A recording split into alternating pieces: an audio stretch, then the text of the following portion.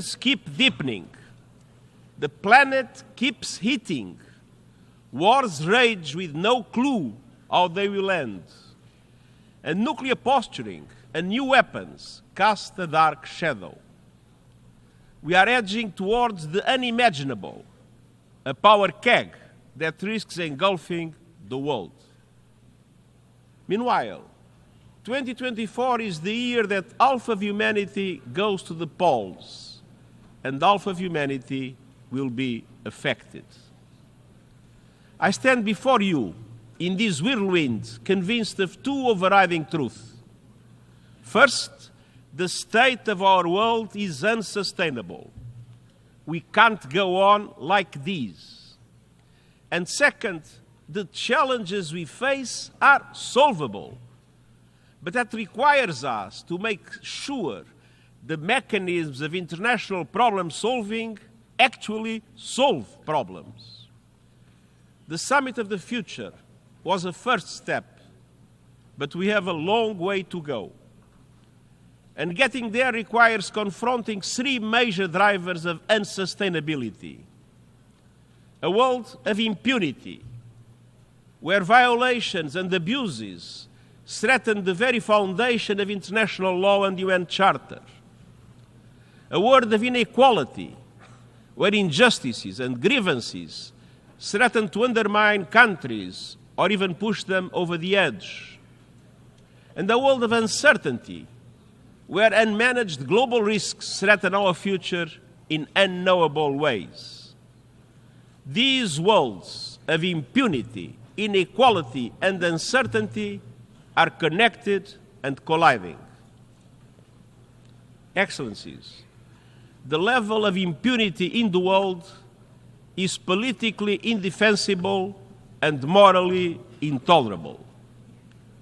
Today, a growing number of governments and others feel entitled to get out of jail free card.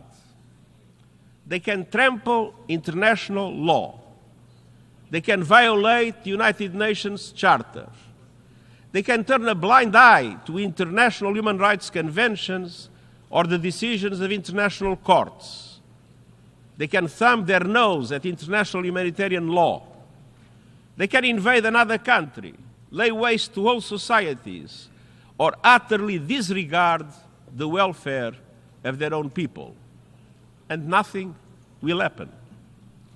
We see this age of impunity everywhere, in the Middle East, in the heart of Europe, in the Horn of Africa, and beyond. The war in Ukraine is spreading with no signs of letting up. Civilians are paying the price in rising death tolls and shattered lives and communities. It is time for a just peace based on the UN Charter, on international law, and on UN resolutions. Meanwhile, Gaza is a non-stop nightmare that threatens to take the entire region with it. Look no further than Lebanon. We should all be alarmed by the escalation. Lebanon is at the brink. The people of Lebanon, the people of Israel, and the people of the world cannot afford Lebanon to become another Gaza. Let's be clear. Nothing can justify the abhorrent acts of terror committed by Hamas on October 7th or the taking of hostages, both of which I have repeatedly condemned. And nothing can justify the collective punishment of the Palestinian people. The speed and scale of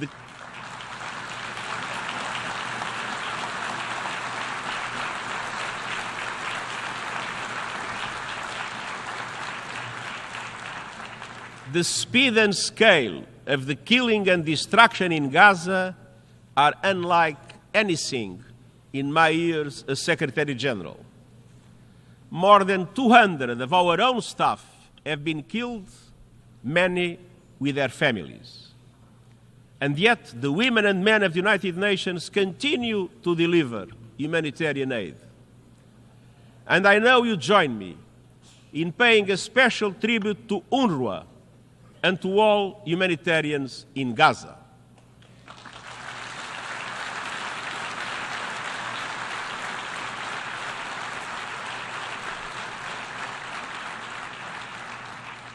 The international community must mobilize for an immediate ceasefire, the immediate and unconditional release of hostages, and the beginning of an irreversible process towards a two-state solution.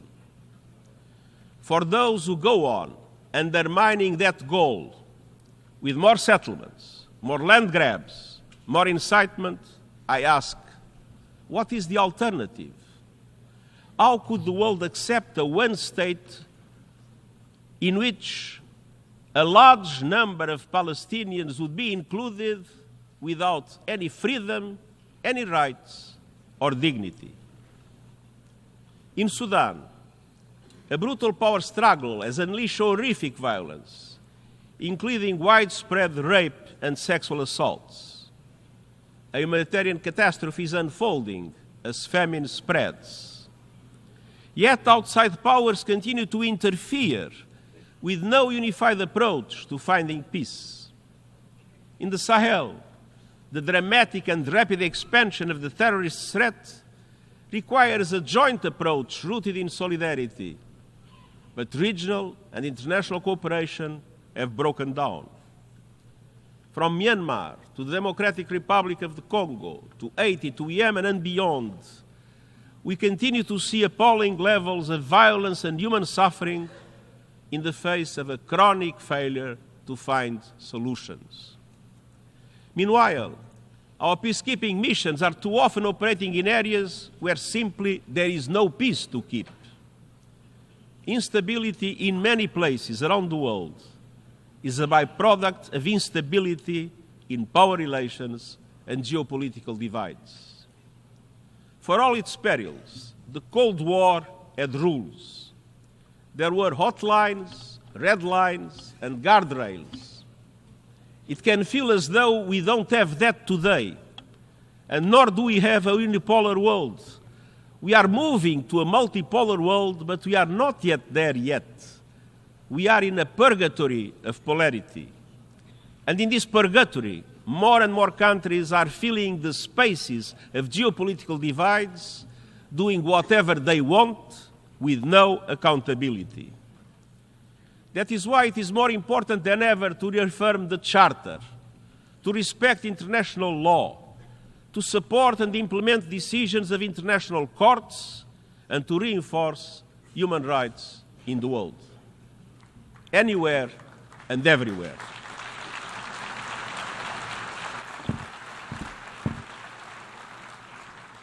Excellences, Mesdames et Messieurs, Excellencies, ladies and gentlemen, l'augmentation des inégalités rising inequalities est un deuxième are a facteur second driver of d'insoutenabilité unsustainability et une tâche sur and notre a stain conscience on our collective. collective conscience. L'inégalité n'est pas une question Inequality technique is not a ou technical bureaucratique. or bureaucratic issue. Au fond, At l'inégalité its est une heart, question de pouvoir inequality is a aux question racines of power historiques. with historic roots. Les conflits, Conflict, les bouleversements climatiques climate et upheaval, la crise du coût and de the la cost of vie living crisis étendent ces racines pushing historiques those roots plus profondément even deeper. encore. Dans le même temps, At the le same monde time, peine the encore à world se has not relever recovered de la from the flambée des surge in inégalités inequalities engendrées par la caused by pandémie. the pandemic. Si l'on regarde les 75 Of the pays world's les plus poorest pauvres du 75 monde, countries, un tiers d'entre eux one-third se trouvent are worse off aujourd'hui today dans une situation than they pire were qu'il y a 5 ans. 5 years ago. Au cours de la même During période, that same period, les 5 the hommes 5 les plus richest riches de men la in the planète world ont plus que have doublé more than doubled leur fortune. their wealth. Et 1% des habitants And de la the top planète 1% of people on détiennent Earth own 43% de l'ensemble 43% des of avoirs all financiers global mondiaux. financial assets. Au niveau national, At the certains national gouvernements level, découplent some les governments are inégalités supercharging en inequalities accordant des cadeaux by fiscaux doling massifs out aux massive entreprises tax et aux giveaways ultra-riches to au corporations and the détriment des ultra-rich, investissements dans la while santé, shortchanging l'éducation investments in et la health, protection sociale. education and social protection. Et personne n'est plus lésé que les femmes No et one les is filles du being monde more entier. shortchanged than the world's women and girls. Excellences, Excellencies, la discrimination Et les abus généralisés Rampant fondés sur le gender-based genre discrimination and constituent abuse l'inégalité la are plus the most répandue dans prevalent toutes les inequality sociétés. across all societies. Chaque jour, il Every semble day, que nous soyons it seems confrontés that à we de are nouveaux cas confronted by révoltants yet de more féminicide, sickening de cases of violences fondées sur le femicide, genre et de gender-based viols violence collectifs and mass rape, en temps de paix both in comme en peacetime temps qu'arme de and guerre. as a weapon of war. Dans certains pays, les lois sont In some utilisées pour countries, menacer laws are la being santé used et les to droits threaten reproductifs. reproductive health and rights. Et en Afghanistan, And in les Afghanistan, lois sont utilisées pour laws are being entériner used to l'oppression lock in the systématique des systematic femmes oppression et of des women filles. and girls. Et je suis désolé de And I constater am sorry to que malgré observe des années de beaux that discours, despite years of talk, l'inégalité de genre gender se manifeste, inequality et je vous is demande on pardon full de le dire, display. elle se Please manifeste forgive me. aujourd'hui It's on encore full pleinement dans display cette enceinte. in this hall as well. Moins de 10% Less than des 10% intervenants au débat of speakers général de cette during this semaine week's sont general des femmes. debate are women. C'est inacceptable, This is surtout unacceptable, quand on sait que especially l'égalité when entre we les know hommes that et gender les femmes equality contribue à la delivers paix, for au peace, développement sustainable durable, à development, l'action climate climatique action, et bien plus encore. and much more. C'est précisément That is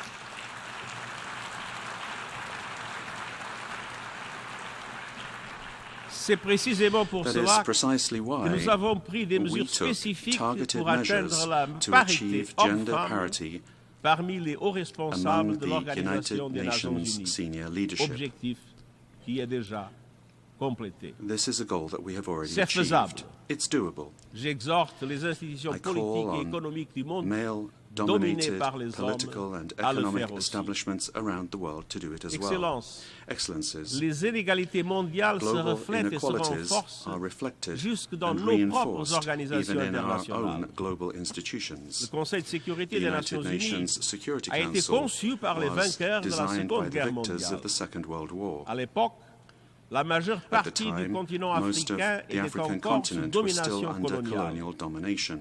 À ce jour, l'Afrique To this n'a day, toujours aucun Africa siège has no permanent permanent seat au sein on de the la world's principale instance preeminent de paix Council du monde. of Peace. Un changement s'impose. This must change.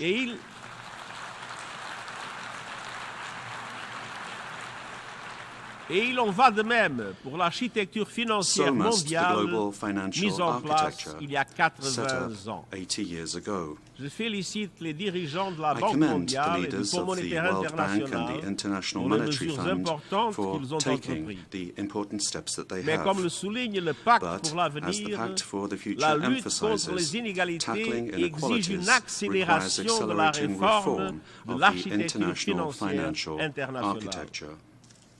Au cours des 8 dernières Over the past décennies, 8 decades, l'économie the mondiale global s'est economy développée et has grown transformée. and transformed. Et les institutions de The Bretton Bretton Woods Woods n'ont pas suivi le institutions rythme. have not kept Elles ne pace. sont plus en mesure de They can no fournir longer un filet de provide a sécurité global mondial, safety net ni d'offrir aux pays en or offer développement developing le niveau de countries the soutien level of dont ils ont tant support besoin. that they need. Dans les pays les plus pauvres du monde, In the world's le coût poorest des intérêts countries, de the la debt dette interest dépasse en payments moyenne now le cost coût des more on investissements dans average than l'éducation, investments la in santé education, et les health, and infrastructures infrastructure publiques réunies. combined. Et à l'échelle du monde, And around the plus de world, 80% more than des cibles des 80% objectifs of de sustainable développement development durable goal ne sont targets pas en bonne are voie. off track. Excelências, Excellencies, volver al camino getting correcto back on track requiere un requires a aumento de surge of financiamiento financing para la for Agenda the 2030 2030 y el Agenda Acuerdo de and the París. Paris Agreement. Y eso implica que los países del means that G20 G20 countries lideren un need to estímulo para los lead on an objetivos de desarrollo SDG sostenible stimulus de 500 mil of millones de dólares al $500 año. billion a year. Implica reformas It means para aumentar reforms to sustancialmente substantially la increase capacidad de the lending préstamo capacity de los of bancos multilateral multilaterales de development desarrollo banks y permitirles and ampliar to enable them to masivamente la massively scale financiación up asequible a largo affordable plazo long-term para el clima climate y el and desarrollo. development finance.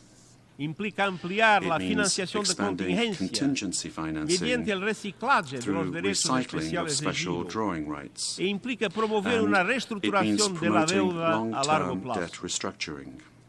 Excelencias, Excellencies, no me hago ilusiones I have no sobre las illusions barreras about the a la obstacles reforma del to sistema reform of the multilateral. multilateral system. los que tienen poder Those político with y political and economic o power, los que creen tenerlo, or those who believe they son have that siempre power, reacios al are cambio. always reluctant to change. Pero el statu quo But ya está the agotando status su quo poder. is already draining Sin their power. reformas, la Without fragmentación reform, es fragmentation inevitable is inevitable. y las And instituciones global globales institutions perderán will become legitimidad, less legitimate, credibilidad less credible, y eficacia. and less effective. Excellencies, the third driver of our unsustainable world is uncertainty. The ground is shifting under our feet. Anxiety levels are off the charts, and young people in particular are counting on us and seeking solutions. Uncertainty is compounded by two existential threats: the climate crisis and the rapid advance of technology, in particular artificial intelligence. Excellencies, we are in a climate meltdown. Extreme temperatures, raging fires, droughts, and epic floods are not natural disasters. They are human disasters, increasingly fueled by fossil fuels. No country is spared.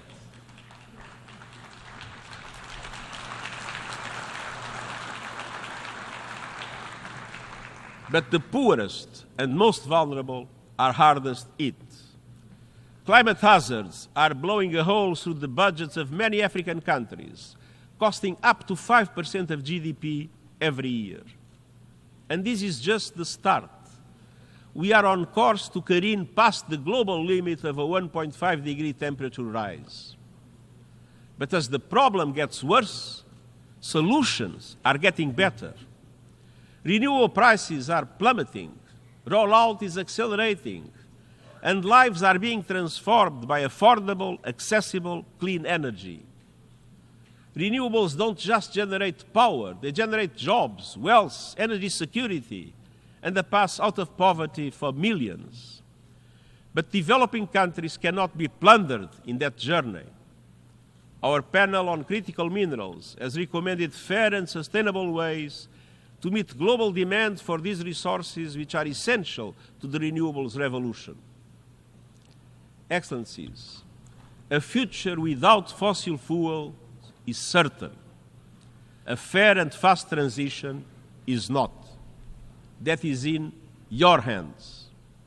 By next year, every country must produce an ambitious new national climate action plan or national determined contributions. And this must bring national energy strategies, sustainable development priorities, and climate ambitions together.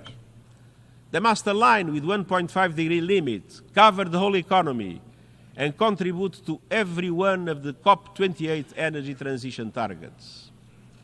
An International Energy Agency report released today breaks this down.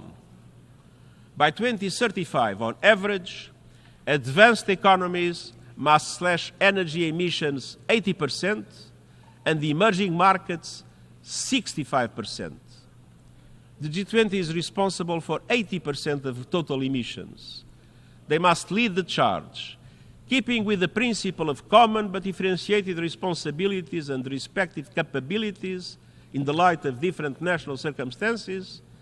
But these must be done with a joint effort, pooling resources, scientific capacities, and proven and affordable technologies for all to be able to reach those targets.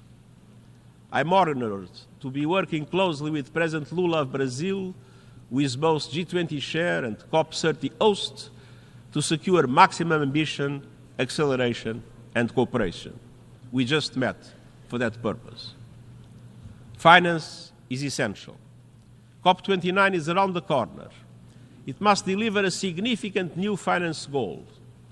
And we also need a loss and damage fund that meets the scale of the challenge and developed countries meeting their adaptation finance promises.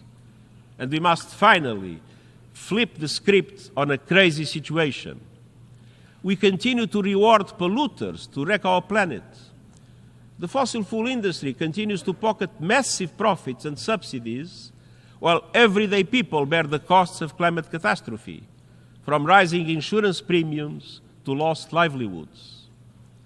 I call on G20 countries to shift money from fossil fuel subsidies and investments to a just energy transition, to put an effective price on carbon, and to implement new and innovative sources of financing, including solidarity levies on fossil fuel extraction through legally binding, transparent mechanisms. All by next year, and this taking into account that those who shoulder the blame must foot the bill. Polluters must pay.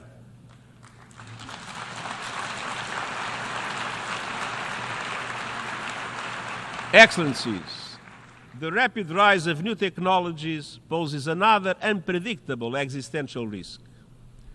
Artificial intelligence will change virtually everything we know, from work, education and communication to culture and politics.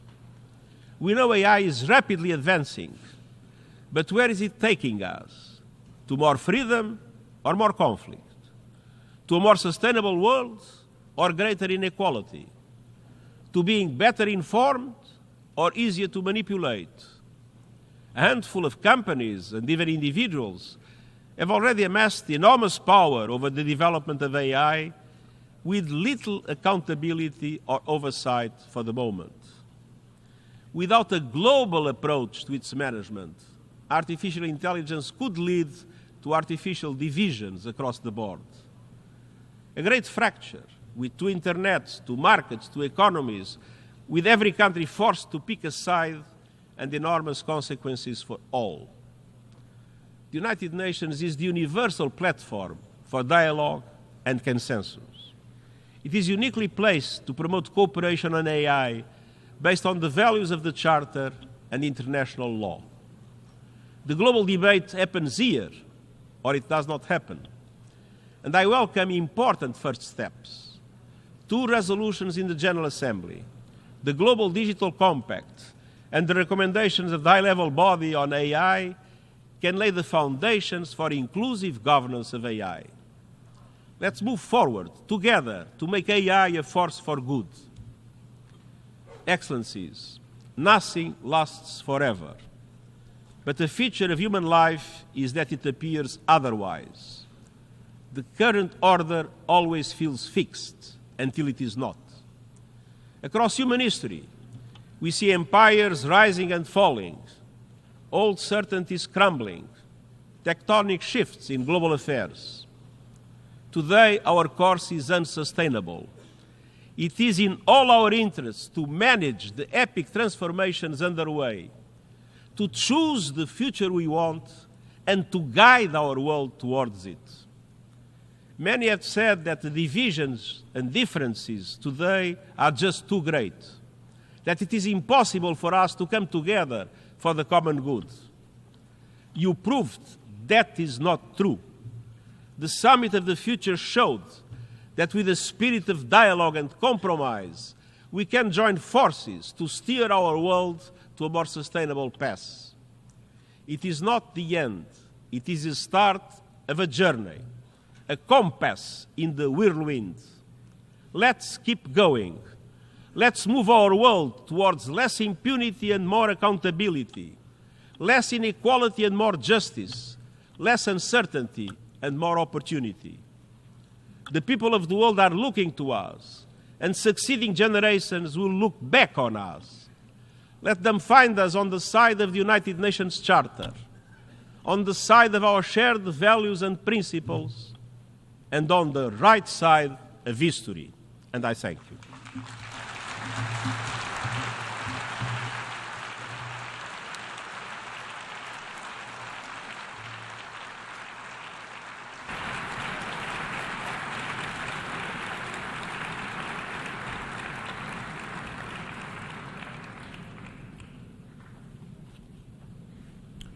I thank the Secretary General.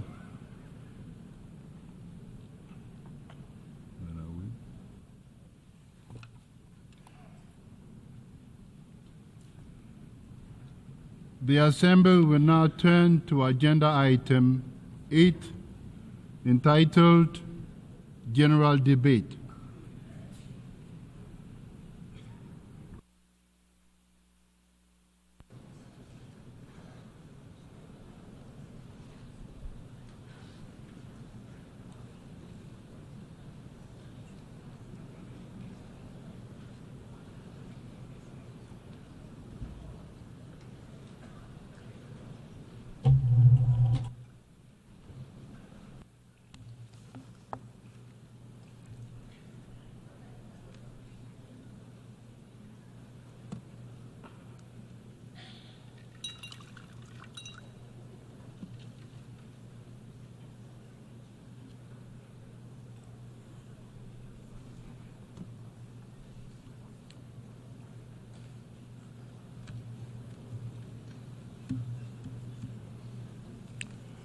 Excellencies, heads of state and government, Your Excellency Antonio Guterres, Secretary General of the United Nations, honorable ministers, distinguished delegates, ladies and gentlemen, good morning. I extend a heartfelt welcome to the delegations from member states, observers, and esteemed guests. It is my profound honor and privilege to welcome you to this august hall for the general debate of the 79th session of the General Assembly. Before I proceed, I would like to recognize the presence here today of 9 of my predecessors, past presidents of the General Assembly. Although barely 2 weeks in the job, I can already appreciate the challenges they navigated through. The general debate remains one of the world's most inclusive, representative, and authoritative platforms for global reflection and collective action. This year, the urgency of our task cannot be overstated. We are falling behind in our pursuit of the Sustainable Development Goals. I am informed that with just 5 years to go, less than 18% of the goals have been achieved. Also, the climate crisis is no longer a distant threat. It is here now, ravaging ecosystems and dismantling the livelihoods of entire communities. Conflicts rage from the Middle East to Ukraine, from Haiti to South Sudan, leaving in their wake death, destruction, and immense suffering. I call for an immediate ceasefire in all these conflict settings. For almost a year now,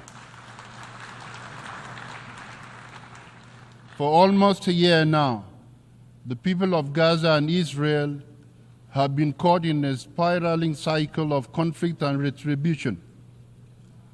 I take this opportunity to call for an immediate ceasefire for the Hamas-Israel war, the unconditional release of hostages, and for all parties to abide by international law, including international humanitarian law, and work towards a just and lasting solution grounded in the United Nations Charter, relevant resolutions, and international law ensuring dignity for both Palestinians and Israelis.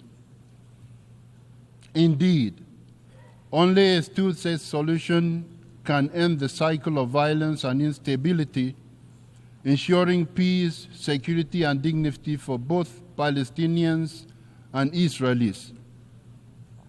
Excellencies, we should be coming together for peace and the well-being of our citizens. We should not divert essential resources into military stockpiles, fueling an arms race never before seen since the Cold War era. Nuclear weapons continue to be a threat to humanity and to our planet. A nuclear war must never be fought. Conditions for their use or accidental explosion must always be avoided. We call for urgent measures for the abolition of these tools of the annihilation of the human race and our environment. Old hatreds rooted in prejudice and ignorance persist, and new divisions arise where none should exist. In the recent past, mistrust among states has grown steadily, complicating prospects for peaceful settlement of interstate disputes. It is time to invest more in building trust and practicing dialogue. Constant dialogue is a powerful weapon for all governments have in their hands. Trust and dialogue are integral parts of our human dignity and precondition for lasting peace and security. Excellencies, Gender equality remains a distant goal as many women and girls around the world continue to be denied their basic rights, justice, and opportunities. Globally, we witness a troubling regression in the protection of human rights and human dignity. Millions remain trapped in poverty, their lives restricted by forces beyond their control. Forced labor and modern slavery, extending even to young boys and girls of school age, are an insult to human dignity. They must be combated in every society at all times. Excellencies, there is an urgent need to reform the international financial system as too many countries remain burdened by crippling debt, forced to choose between servicing loans and improving the lives of their citizens. Meanwhile, the digital divide continues to widen, cutting off entire populations from the tools needed to succeed in the 21st century.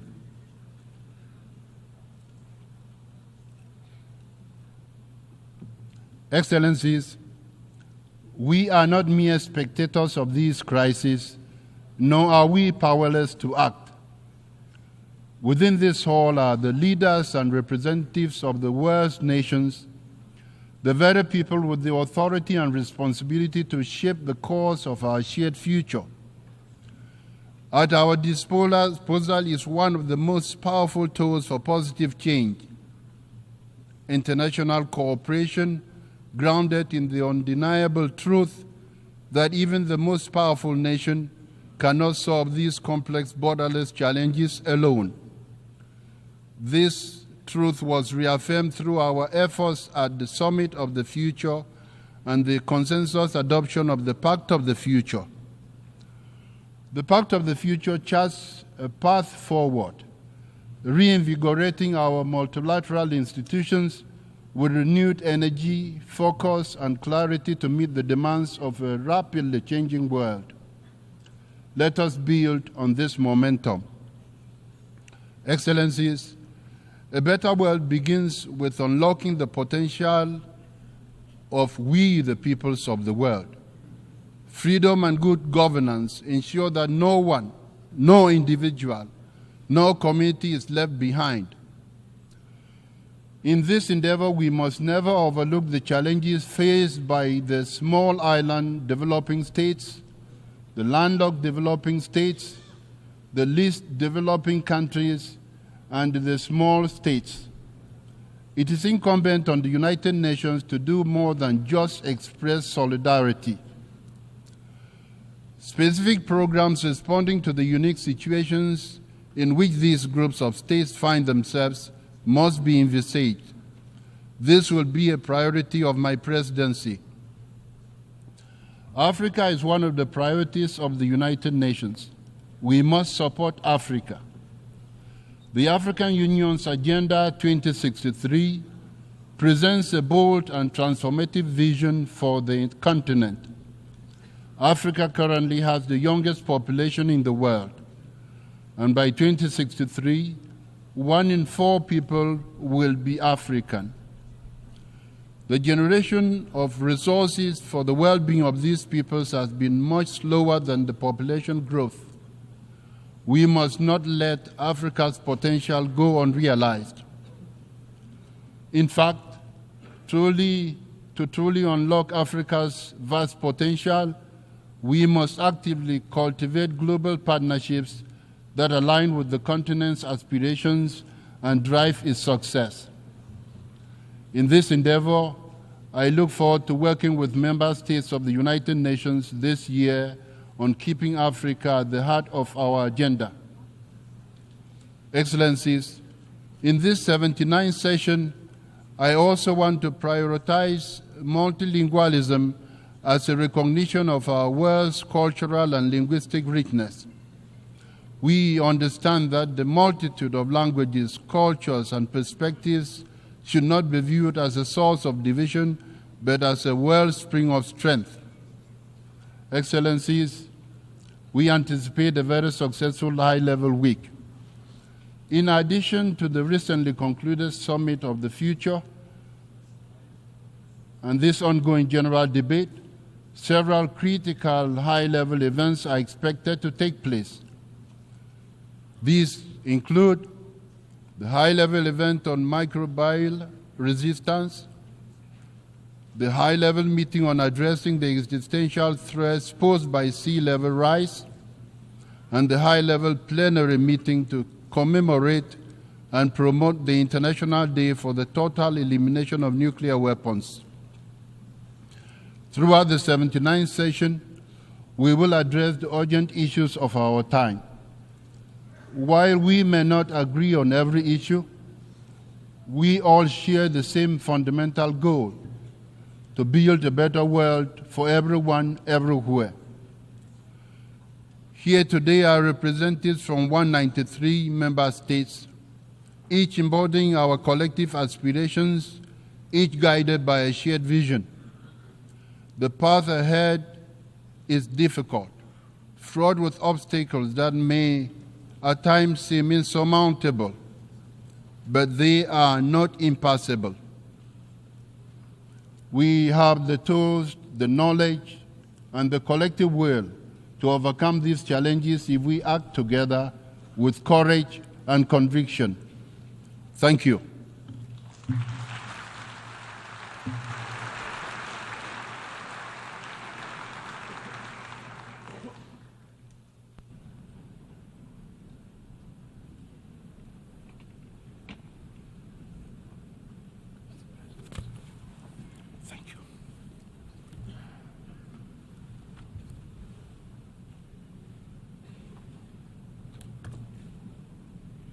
Before giving the floor to the first speaker for this morning, I would like to remind members that the list of speakers for the general debate has been established on the agreed basis that statements should be no longer than 15 minutes to enable all the speakers to be heard at a given meeting. Within this time frame, I would like to appeal to speakers to deliver their statements at a reasonable pace so that interpretation into other official United Nations languages may be provided properly. I would also like to draw your attention to the decision taken by the General Assembly at previous sessions, namely, that the practice of expressing congratulations inside the General Assembly Hall after a speech has been delivered is strongly discouraged. After delivering their statements from the rostrum, speakers are invited to exit the General Assembly Hall through room GA 200, located behind the podium, before returning to their seats. May I take it that the General Assembly agrees to proceed in this manner? It is so decided. Finally, I should like to draw the attention of members that during the general debate, official photographs of all the speakers are taken by the Department of Global Communications. Members interested in obtaining these photographs are requested to contact the Photo Library of the United Nations. The Assembly will hear an address by His Excellency Luiz Inácio Lula da Silva, President of the Federative Republic of Brazil. I request protocol to escort His Excellency and invite him to address the Assembly. Muito bem.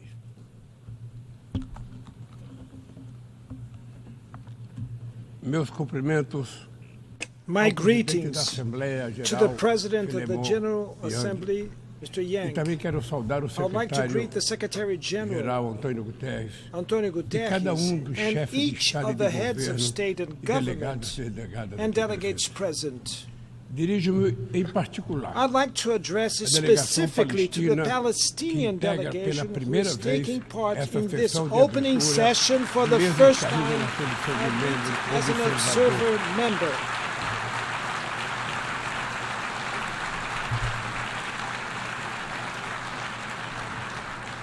E quero saudar I'd like to a presença do presidente also Mahmoud Abbas aqui presente. mention President Senhoras Abbas e attending senhores, this meeting. adotamos Ladies and ontem gentlemen, the day aqui before neste mesmo yesterday, plenário, here in this o very Pacto para o plenary, Futuro. we adopted the Pact Sua for the difícil Future. aprovação Its difficult demonstra o approval shows enfraquecimento the de nossa weakening of capacidade our coletiva de collective negociação e capacity de for diálogo. negotiation and Seu dialogue. alcance Its limitado limited scope também é a is expressão do also an paradoxo expression do of the nosso tempo. paradox of our Andamos em time. círculos We walk entre around in compromissos circles possíveis que between levam possible a commitments that resultados lead to insuficientes. insufficient results. Nem mesmo Not even com a tragédia with da the tragedy Covid-19 of COVID-19 fomos capazes de were nos we unir em able torno to de unite tratado sobre around a treaty pandemias on na pandemics at Organização the Mundial World da Health Saúde. Organization. Precisamos ir We need muito to go além much e further dotar and a ONU provide dos the meios UN necessários with para the enfrentar as necessary mudanças means to face the vertiginosas do dizzying panorama changes in the internacional. international panorama. Vivemos momentos de We are crescentes living in a angústias, time of frustrações, growing tensões anguish, e medo. frustration, Testemunhamos tension, a and alarmante fear. escalada We are de disputas witnessing an geopolíticas alarming e de escalation of rivalidades geopolitical estratégicas. disputes and strategic 2023 rivalries. ostenta o 2023 triste recorde holds do maior the número de sad record conflitos of the desde a highest Segunda Guerra number of Mundial. conflicts since Os World War gastos II. militares globais Global military cresceram pelo spending 9º grew ano for the ninth consecutivo e consecutive atingiram year and 2 reached trilhões e 400 bilhões de $2.4 dólares. trillion. Mais de 90 bilhões Over de dólares $90 billion foram mobilizados have com been arsenais mobilized with nucleares. nuclear arsenals. Estes recursos These poderiam ter sido resources utilizados could have para been used combater to a fome finance the e the enfrentar fight a against mudança do hunger and climate O que change. se vê What é we o are aumento seeing das is an capacidades increase bélicas. in military O uso da capabilities. força, The use of sem force, amparo no direito not internacional, supported by está international se law, tornando a is regra. becoming the rule. Presenciamos dois We are conflitos simultâneos witnessing com two potencial de simultaneous se tornarem conflicts with the confrontos potential to become generalizados. widespread Na Ucrânia, conflagrations. é com pesar In que Ukraine, vemos a with guerra se regret, estender we are sem seeing the war perspectiva de extending paz. without any O Brasil prospect of peace. condenou de maneira Brazil firme a has invasão do firmly território condemned the invasion ucraniano. of the Ukrainian Já está claro territory. It que is nenhuma already das clear partes that conseguirá neither atingir side will todos be os able seus to achieve objetivos all pela their via objectives militar. through military O means. recurso a armamento The use cada vez mais destrutivo of increasingly traz à memória destructive os weapons tempos mais brings to the sombrios do mind confronto the estéril darkest days of da their Guerra Fria. sterile Cold Criar War condições confrontation. para a Creating retomada do conditions for diálogo resuming direto entre direct as dialogue partes é between the crucial parties neste momento. is crucial at Esta this time. é a mensagem do This is a entendimento message de 6 of the pontos 6 que China e points of Brasil understanding oferecem that para China que se and Brazil instale offer processo de for a diálogo process e o of fim dialogue da to be established hostilidade. and for the Em Gaza hostilities e na to Cisjordânia, end. In Gaza assistimos a and the uma das West maiores Bank, we are crises witnessing one humanitárias of da the história greatest recente humanitarian e crises que in agora recent se history, expande which is now perigosamente para o spreading Líbano. dangerously to O que Lebanon. começou como ação What terrorista began de as a fanáticos terrorist contra civis action by israelenses fanatics inocentes against tornou-se uma innocent punição Israeli coletiva civilians de has todo become a o collective povo punishment palestino. for the entire São mais Palestinian de people. 40 mil vítimas There fatais, have been over em sua maioria 40,000 fatal mulheres e victims, crianças. mostly women and O direito de children. defesa The right to transformou-se defense no has direito de become the right to vingança, que vengeance, impede which acordo prevents para a an liberação de agreement for the reféns release of e adia o hostages cessar-fogo. and postpones the ceasefire. Conflitos esquecidos no Forgotten Sudão e no Iêmen conflicts in Sudan impõem and Yemen sofrimento are atroz causing a quase 30 excruciating milhões suffering de to pessoas. nearly 30 million Este ano, people. This o year, número dos que the number necessitam of de ajuda people in need humanitária no of mundo humanitarian aid chegará in the a world will reach 300 milhões de 300 pessoas. million. Em tempos de In crescente times of polarização, increasing expressões polarization, como expressions desglobalização such as se tornaram deglobalization and corriqueiras. decoupling Mas have é become impossível commonplace, but it is despranetizar impossible nossa to vida em comum. deplanetize our life Estamos together. condenados à We're doomed to climate interdependência change, da mudança interdependence. O planeta The já não planet is no espera longer para cobrar da waiting to próxima demand geração payment for the e next está generation farto de and acordos is fed up with climáticos que não são unfulfilled cumpridos. climate agreements. Está cansado It's de meta tired de redução of de emissão neglected de carbon carbono reduction negligenciadas do auxílio and financeiro financial aid to aos poor países countries that pobres does que nunca not chega. arrive. O negacionismo Denialism sucumbe succumbs ante as to evidências evidence do of aquecimento global global. warming. 2024 caminha para ser o is ano on track mais to be quente the da hottest história year moderna. in modern history. Furacões no Caribe, Hurricanes in the tufões Caribbean, na Ásia, Seca e inundações na África e chuvas torrenciais na Europa deixam rastro de morte e de destruição. No sul do Brasil, tivemos a maior enchente desde 1941. A Amazônia está atravessando a pior estiagem em 45 anos. Incêndios florestais se alastraram pelo país e já devoraram 5 milhões de hectares apenas no mês de agosto. O meu governo não terceiriza a responsabilidade e nem abdica da sua soberania. Já fizemos muito, mas sabemos que é preciso fazer muito mais. Além de enfrentar os desafios da crise climática, lutamos contra quem lucra com a degradação ambiental.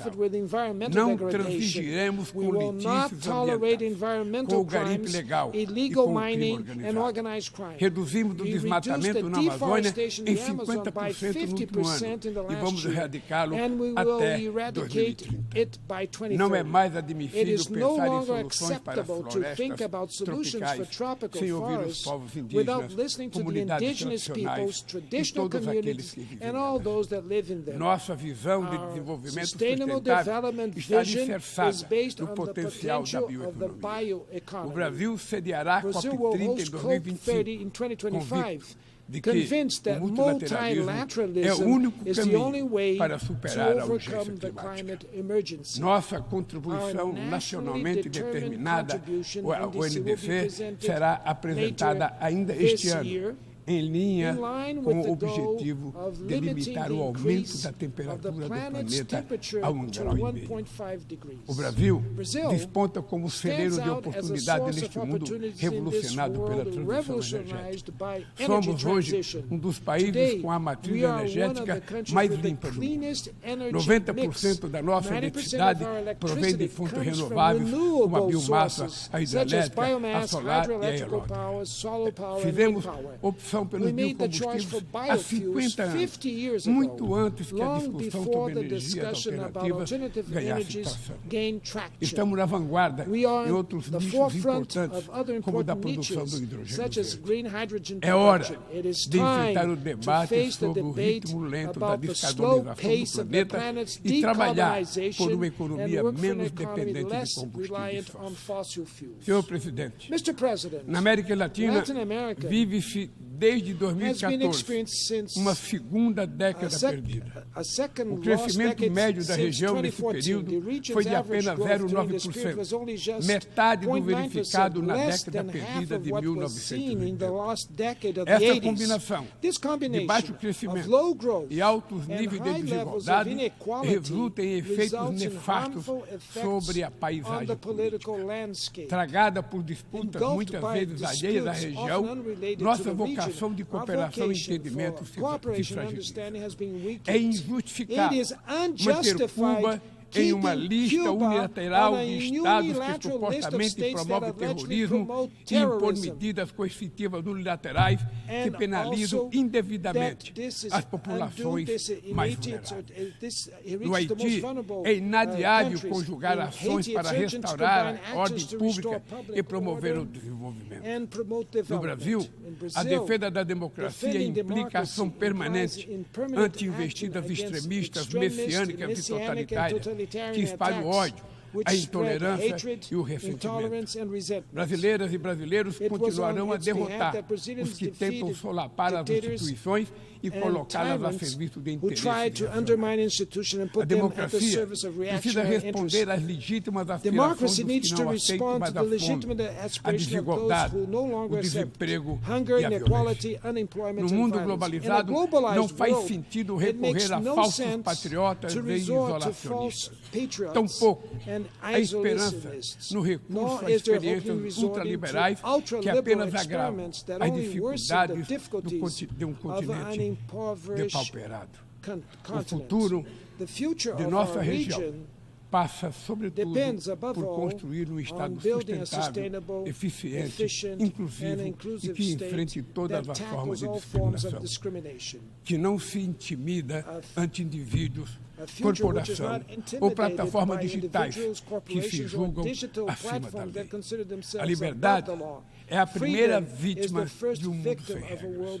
Elementos essenciais da soberania incluem o direito de legislar, julgar disputas e fazer cumprir as regras dentro de seu território, incluindo o ambiente digital. O Estado que estamos construindo é sensível às necessidades dos mais vulneráveis, sem abdicar de fundamentos macroeconômicos. A falsa oposição entre o Estado e o mercado foi abandonada pelas nações desenvolvidas que voltaram a praticar políticas industriais ativas e forte regulação da economia doméstica. Na área de inteligência artificial, vivenciamos a consolidação de assimetrias que levam a um verdadeiro oligopólio do saber. Avança a concentração sem precedentes na mão de pequenos números de pessoas e de empresas sediadas em um número ainda menor de países.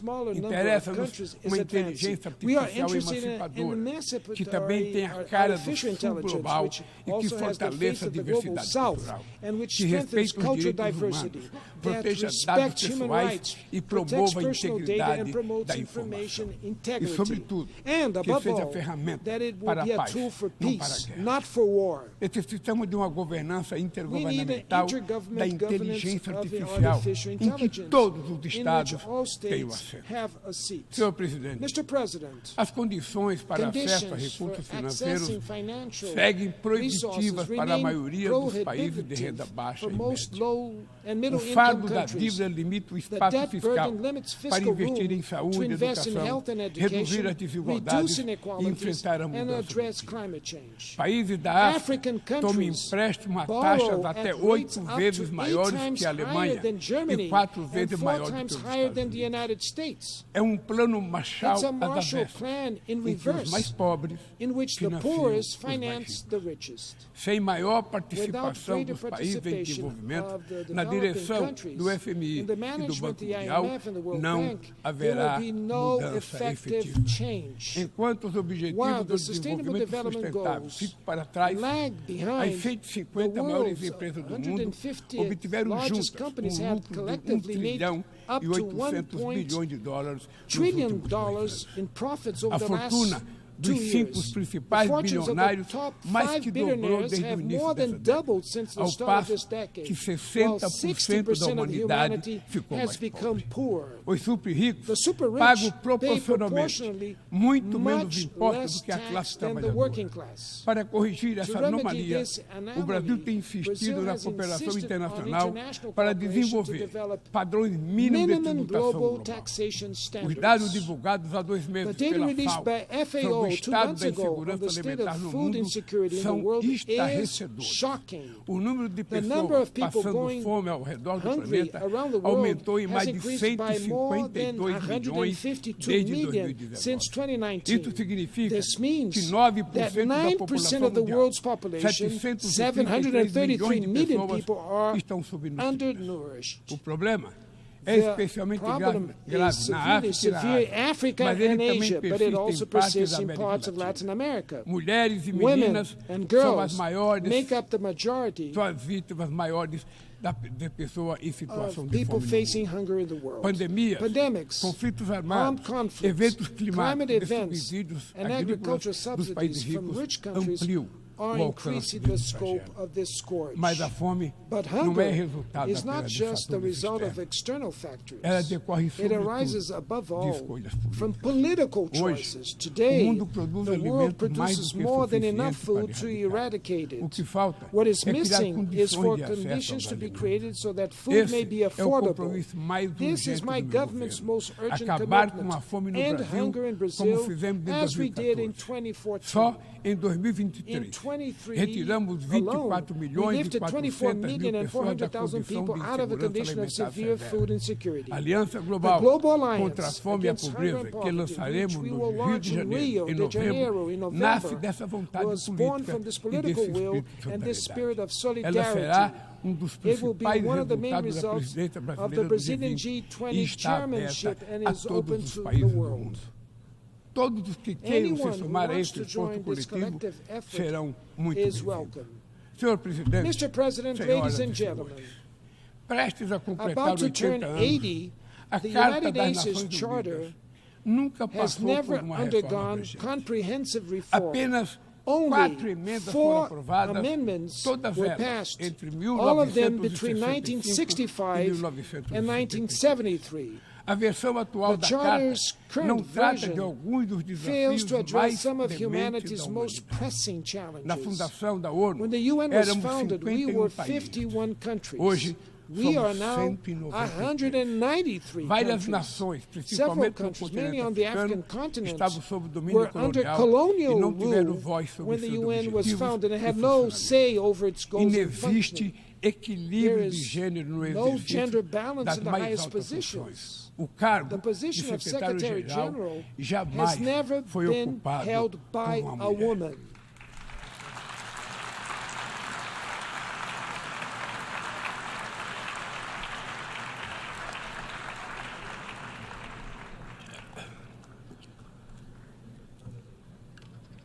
Estamos chegando We are approaching ao final do the primeiro end quarto of do the século first quarter of the XXI, 21st com as century, Nações with the Unidas United cada vez mais Nations increasingly esvaziadas empty e and paralisadas. paralyzed. É hora de It reagir is time to com vigor react a essa vigorously situação, to this situation, restituindo à restoring to the organização organization as the prerrogativas que prerogatives decorrem that da derive sua from its condição status as a de fórum universal universal. forum.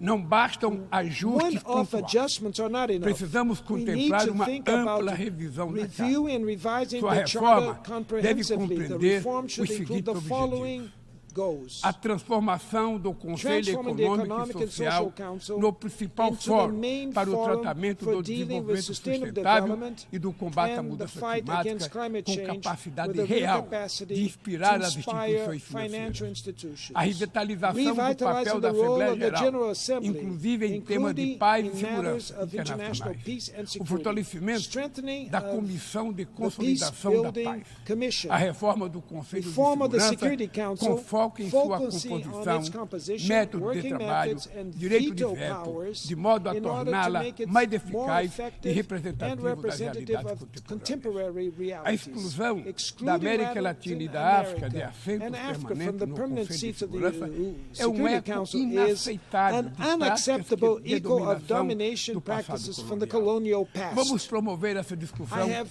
de forma transparente. Let's promote this discussion in a transparent way. Vamos promover essa Let's discussão de promote forma this transparente, discussion in a em transparent consulta way, no G77, in no consultation with the G20, nos G77, the BRICS, na G20, the CELAC, BRICS, no CARICOM e in em the tantos CARICOM, outros at espaços the que UN, existem and any para other discutir. spaces that exist. Não tem ilusões I sobre a have no illusions complexidade de about uma the reforma complexity of como a essa, reform que like enfrentará this, interesses which will face cristalizados de crystallized interest manutenção do in status maintaining quo. the status quo. Exigirá It will enorme esforço require de enormous negociação, negotiation mas essa effort. é a nossa But that is responsabilidade. our responsibility. Não podemos We esperar cannot wait por outra for tragédia another mundial, world como a tragedy Segunda like Grande the Guerra, World para War só II, então to construir only sobre then seus build escombros a uma new nova governance governança on its global. rubbles. A vontade da The maioria will pode of the majority persuadir can os que persuade se apegam às those expressões who cruas cling dos to the mecanismos raw de poder. expression of the Neste mechanisms of plenário, power.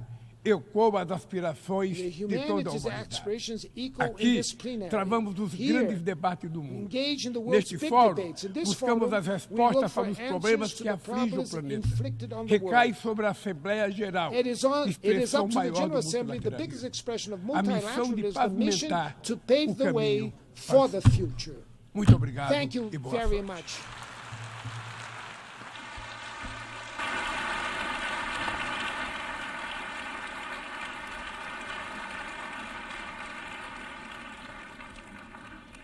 On behalf of the Assembly, I wish to thank the President of the Federative Republic of Brazil,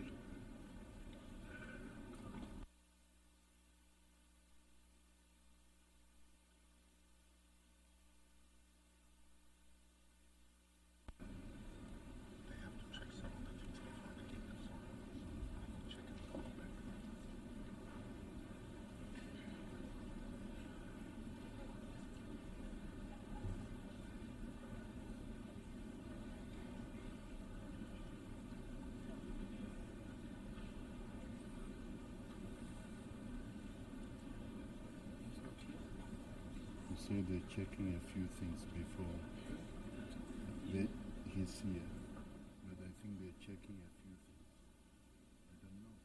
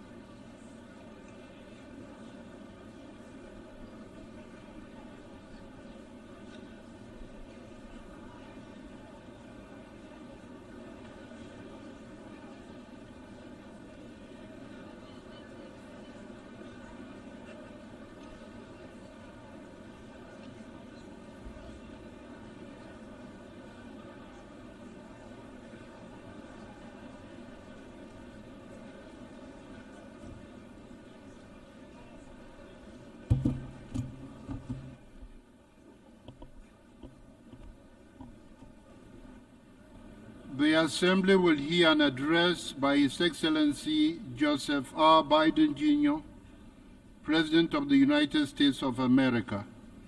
I request protocol to escort His Excellency and invite him to address the Assembly.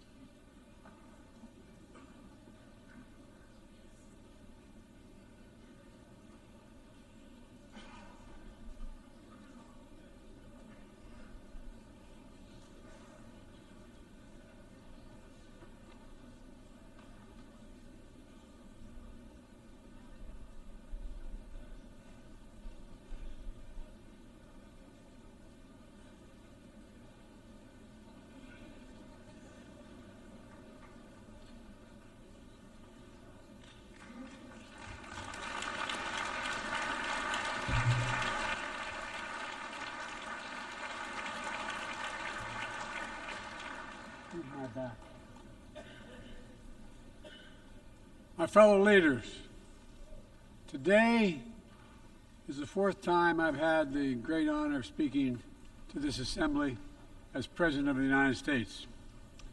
It'll be my last. I've seen a remarkable sweep of history. I was first elected to office in the United States of America as a U.S. Senator in 1972. Now, I know I look like I'm only 40. I know that. I was 29 years old. Back then, we were living through an inflection point, a moment of tension and uncertainty. The world was divided by the Cold War. The Middle East was headed toward war. America was at war in Vietnam. At that point, the longest war in America's history. Our country was divided and angry, and there were questions about our staying power and our future. But even then, I entered public life not out of despair, but out of optimism. The United States and the world got through that moment. It wasn't easy or simple without significant setbacks. But we go on to reduce the threat of nuclear weapons through arms control, and then go on to bring the Cold War itself to an end. Israel and Egypt went to war, but then forged a historic peace. We ended the war in Vietnam. The last year in Hanoi, I met with the Vietnamese leadership. We elevated our partnership to the highest level. It's a testament to the resilience of the human spirit and the capacity for reconciliation. That today the United States and Vietnam are partners and friends. And it's proof that even from the horrors of war, there's a way forward. Things can get better. We should never forget that. I've seen that throughout my career. In the 1980s, I spoke out against apartheid in South Africa. And then I watched the racist regime fall. In the 1990s, I worked to hold Milosevic accountable for war crimes. He was held accountable. At home, I wrote and passed the Violence Against Women Act to end the scourge of violence against women and girls, not only in America, but across the world, as many of you have as well. But we have so much more to do, especially against rape and sexual violence as weapons of war and terror. We were attacked on 9/11 by al-Qaeda and Osama bin Laden.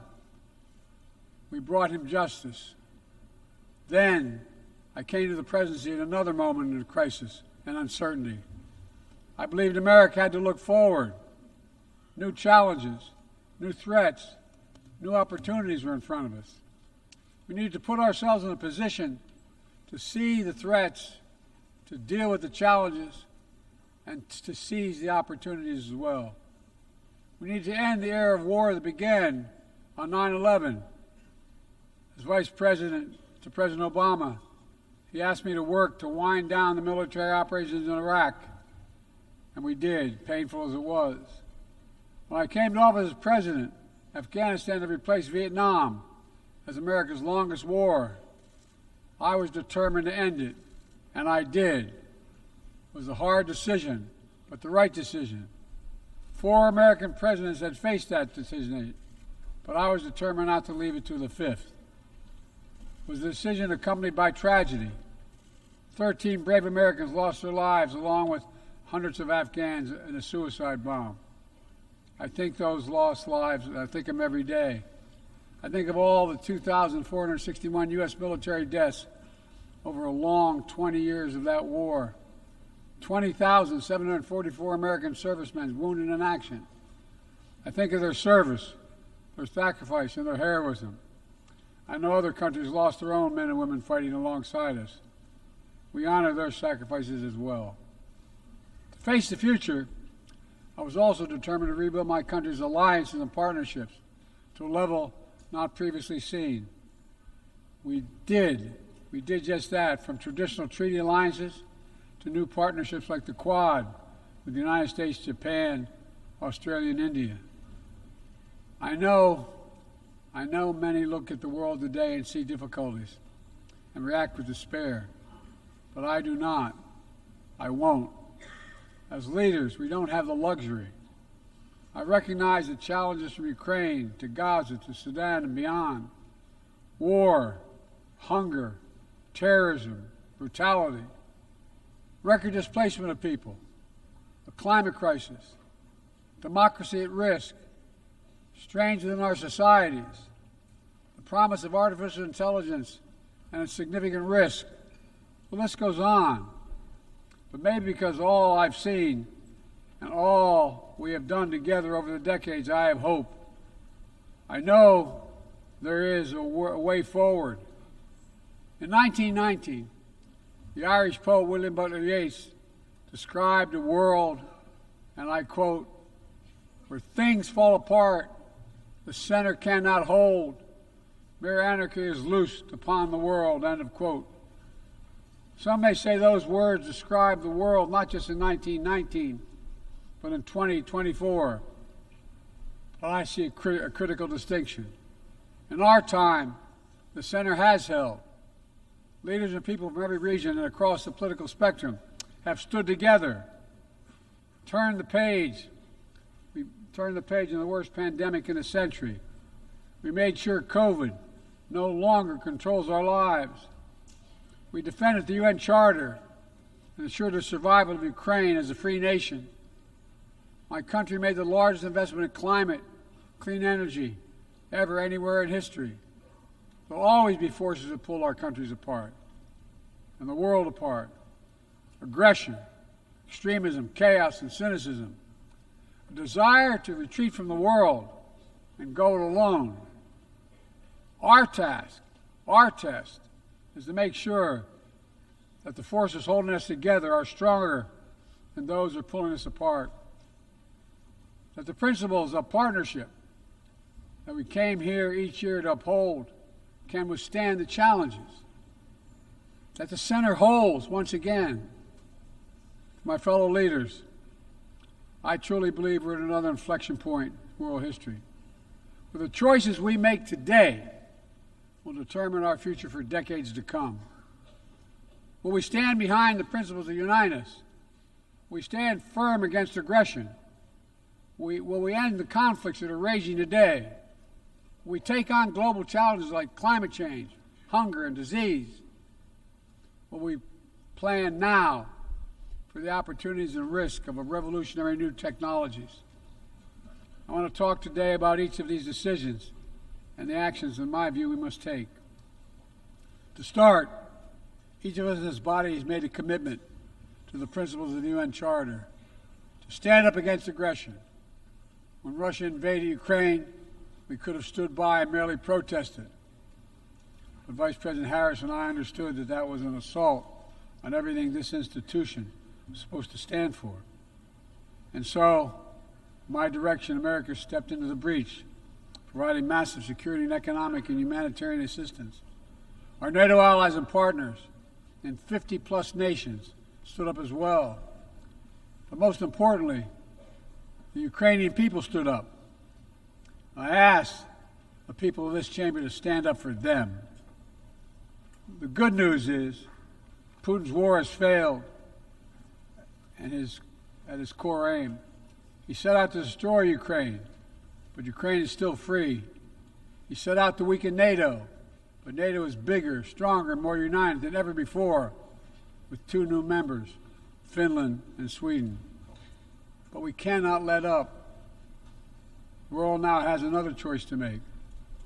Will we sustain our support to help Ukraine win this war and preserve its freedom, or walk away and let aggression be renewed and a nation be destroyed? I know my answer. We cannot grow weary. We cannot look away. And we will not let up on our support for Ukraine, not until Ukraine wins a just and durable peace in the UN Charter.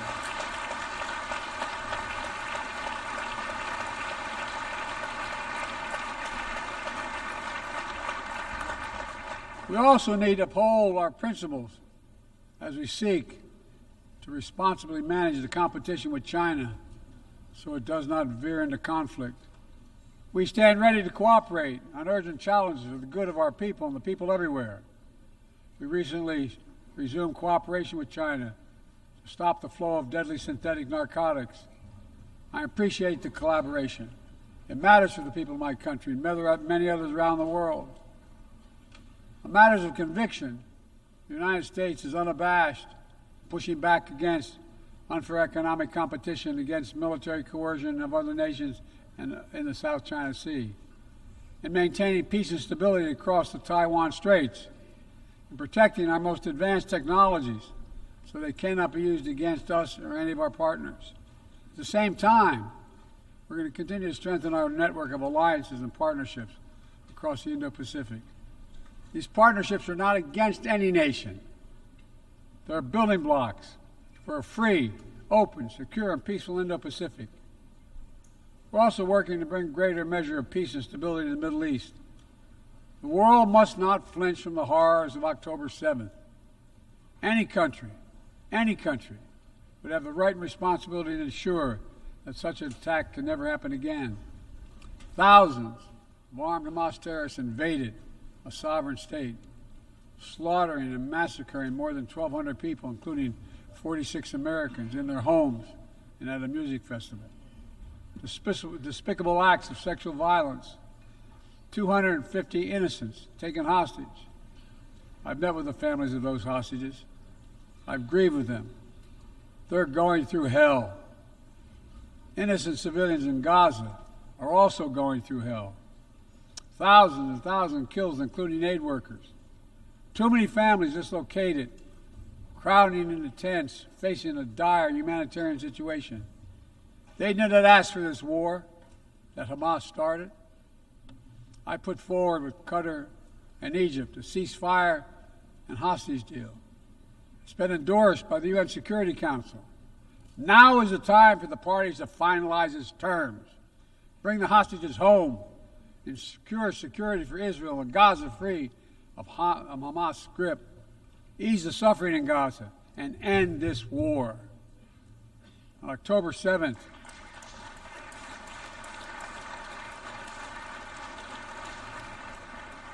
since October 7th, we've also been determined to prevent a wider war that engulfs the entire region. Hezbollah, unprovoked, during the October 7th attack, launching rockets into Israel. Almost a year later, too many on each side of the Israeli-Lebanon border remain displaced. Full-scale war is not in anyone's interest. Even if the situation has escalated, a diplomatic solution is still possible. In fact, it remains the only path to lasting security to allow the residents from both countries to return to their homes and the border safely. And that's what we're working tirelessly to achieve. As we look ahead, we must also address the rise of violence against innocent Palestinians on the West Bank and set the conditions for a better future, including a two-state solution where the world where Israel enjoys security and peace and full recognition and normalized relations with all its neighbors, where Palestinians live in security, dignity, and self-determination in a state of their own.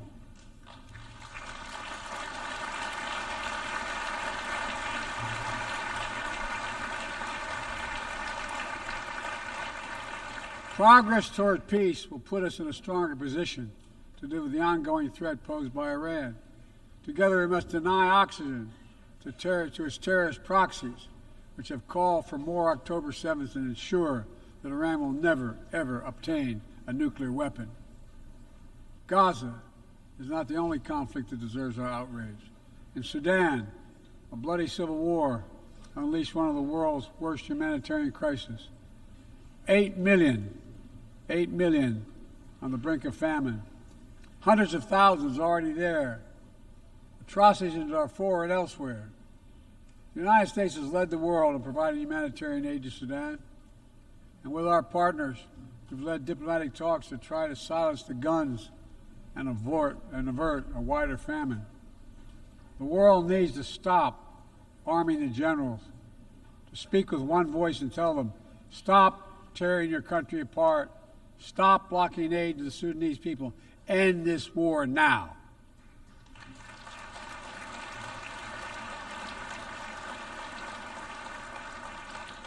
But people need more than the absence of war. They need a chance to live in dignity. They need to be protected from the ravages of climate change, hunger, and disease. Our administration has invested over $150 billion to make progress and other sustainable development goals. It includes $20 billion for food security, and over $50 billion for global health. We've mobilized billions more in private sector investment. We've taken the most ambitious climate action in history.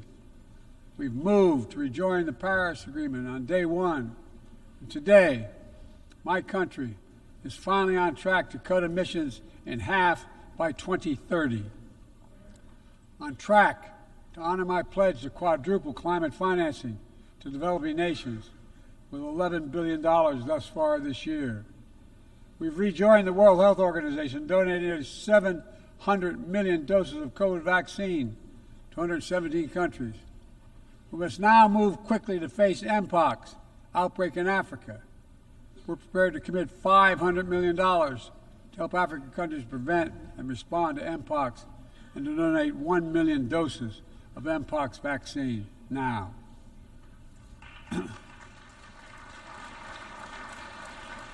We call on our partners to match our pledge and make this a billion-dollar commitment to the people of Africa.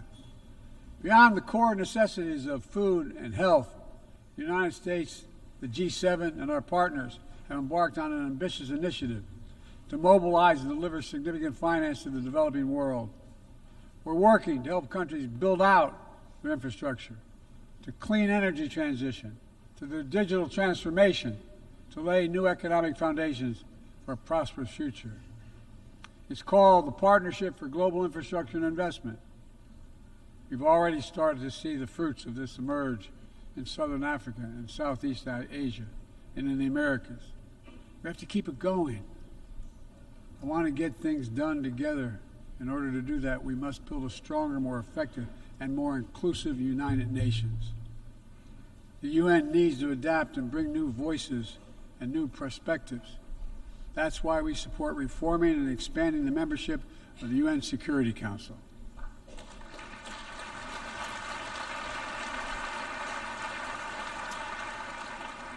My UN ambassador just laid out our detailed vision to reflect today's world, not yesterday's. It's time to move forward. The Security Council, like the UN itself, needs to go back to the job of making peace, of brokering deals to end wars and suffering. And to stop the spread of the most dangerous weapons, of stabilizing troubled regions in East Africa, from East Africa to Haiti, to Kenya-led mission that's working alongside the Haitian people to turn the tide. We also have a responsibility to prepare our citizens for the future. We'll see more technological change, I argue, in the next 2 to 10 years than we have in the last 50 years. Artificial intelligence is going to change our ways of life, our ways of work, and our ways of war. It could usher in scientific progress at a pace never seen before, and much of it could make our lives better. But AI also brings profound risks, from deep fakes to disinformation, to novel pathogens, to bioweapons. We've worked at home and abroad to define the new norms and standards. This year, we achieved the first ever General Assembly resolution on AI to start developing global rules of the road. We also announced a declaration on the responsible use of AI, joined by 60 countries in this chamber. But let's be honest, this is just the tip of the iceberg, what we need to do to manage this new technology. Nothing is certain about how AI will evolve or how it will be deployed. No one knows all the answers. For my fellow leaders, it's with humility I offer two questions. First, how do we as an international community govern AI? As countries and companies race to uncertain frontiers, we need an equally urgent effort to ensure AI's safety, security, and trustworthiness. As AI grows more powerful, it also must grow more responsive to our collective needs and values. Benefits of all must be shared equitably. It should be harnessed to narrow, not deepen, digital divides. Second, will we ensure that AI supports rather than undermines the core principles that human life has value and all humans deserve dignity? We must make certain that the awesome capabilities of AI will be used to uplift and empower everyday people, not to give dictators more powerful shackles on the human spirit.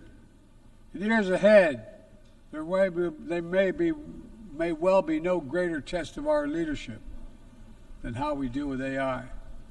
Let me close with this. Even as we navigate so much change, one thing must not change. We must never forget who we're here to represent. We, the people. These are the first words of our Constitution, the very idea of America. They inspired the opening words of the UN Charter. I made the preservation of democracy the central cause of my presidency. This summer, I faced a decision whether to seek a second term as president. It was a difficult decision. Being president has been the honor of my life. There's so much more I want to get done. As much as I love the job, I love my country more. I decided after 50 years of public service, it's time for a new generation of leadership to take my nation forward.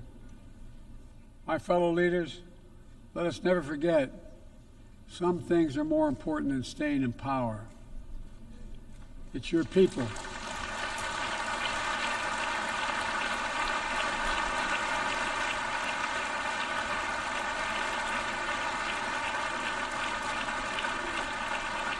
It's your people that matter the most. Never forget, we are here to serve the people, not the other way around. Because the future will be won by those who unleash the full potential of their people, to breathe free, to think freely, to innovate, to educate, to live and love openly without fear. That's the soul of democracy. It does not belong to any one country. I've seen it all around the world, and the brave men and women who ended apartheid, brought down the Berlin Wall, fight today for freedom and justice and dignity. We saw it, that universal yearning for rights and freedom in Venezuela, where millions cast their vote for change that hadn't been recognized. But it can't be denied. The world knows the truth. We saw in Uganda, LGBT activists demanding safety and recognition of their common humanity. We've seen citizens across the world peacefully choosing their future. From Ghana to India to South Korea, nations representing 1/4 of humanity who will hold elections this year alone. It's remarkable, the power of we the people, that makes me more optimistic about the future than I've ever been. Since I was first elected to the United States Senate in 1972, every age faces its challenges. I saw it as a young man. I see it today. But we are stronger than we think. We're stronger together than alone. And what the people call impossible is just an illusion. Nelson Mandela taught us, and I quote, "It always seems impossible until it's done. It always seems impossible until it's done." My fellow leaders, there's nothing that's beyond our capacity if we work together. Let's work together. God bless you all, and may God protect all those who seek peace. Thank you.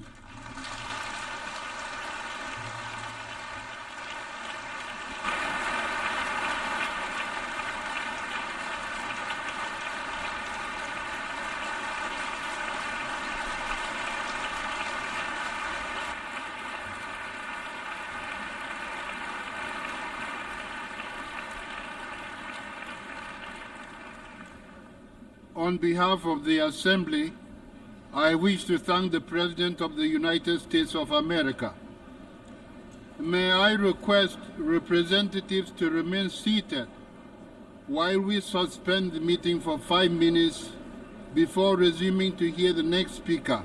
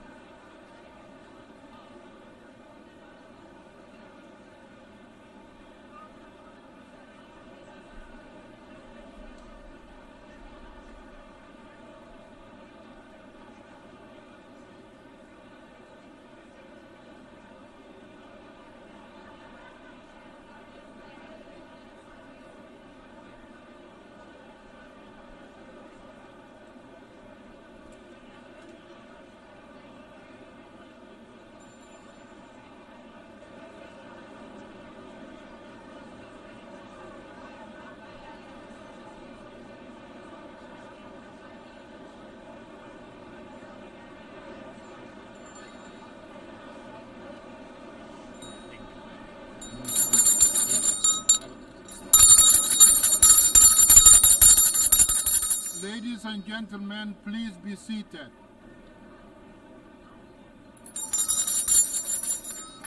Ladies and gentlemen, please be seated. Senhoras e senhores, retomam seus assentos.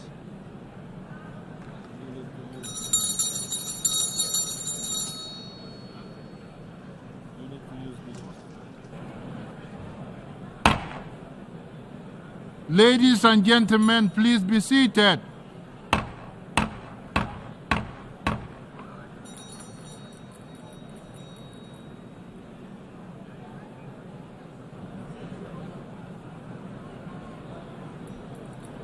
Ladies and gentlemen, please be seated.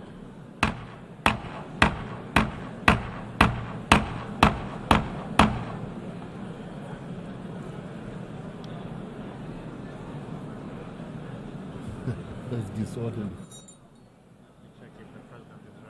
Okay.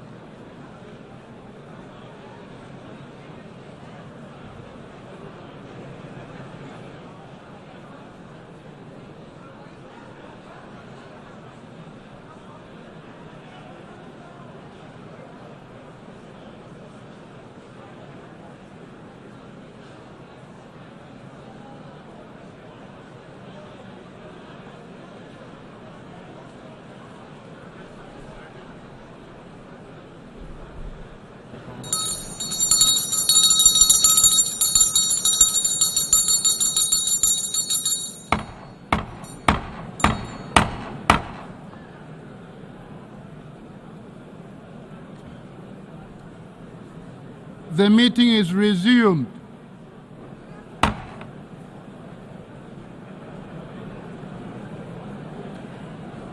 The Assembly will hear an address by His Excellency Recep Tayyip Erdogan, President of the Republic of Turkey. I request protocol to escort His Excellency and invite him to address the Assembly.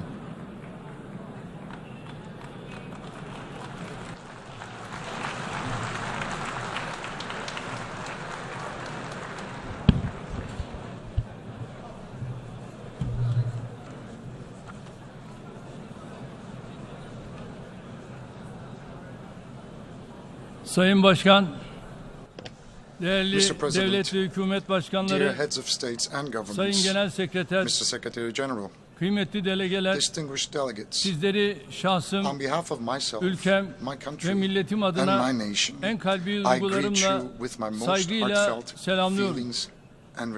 Birleşmiş Milletler Genel Kurulu'na bugün bir kez daha seslenme fırsatı bulmaktan büyük bir bahtiyarlık duyuyorum.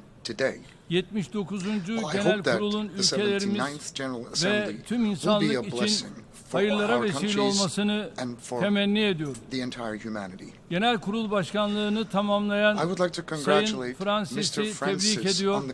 Bu görevi devralan Sayın Young'a başarılar diliyorum. Uzun mücadeleler neticesinde dost ve kardeş Filistin'in temsilcisini üye ülkeler arasında hak ettiği yerde görmekten duyduğumuz memnuniyeti burada ifade etmek istiyorum.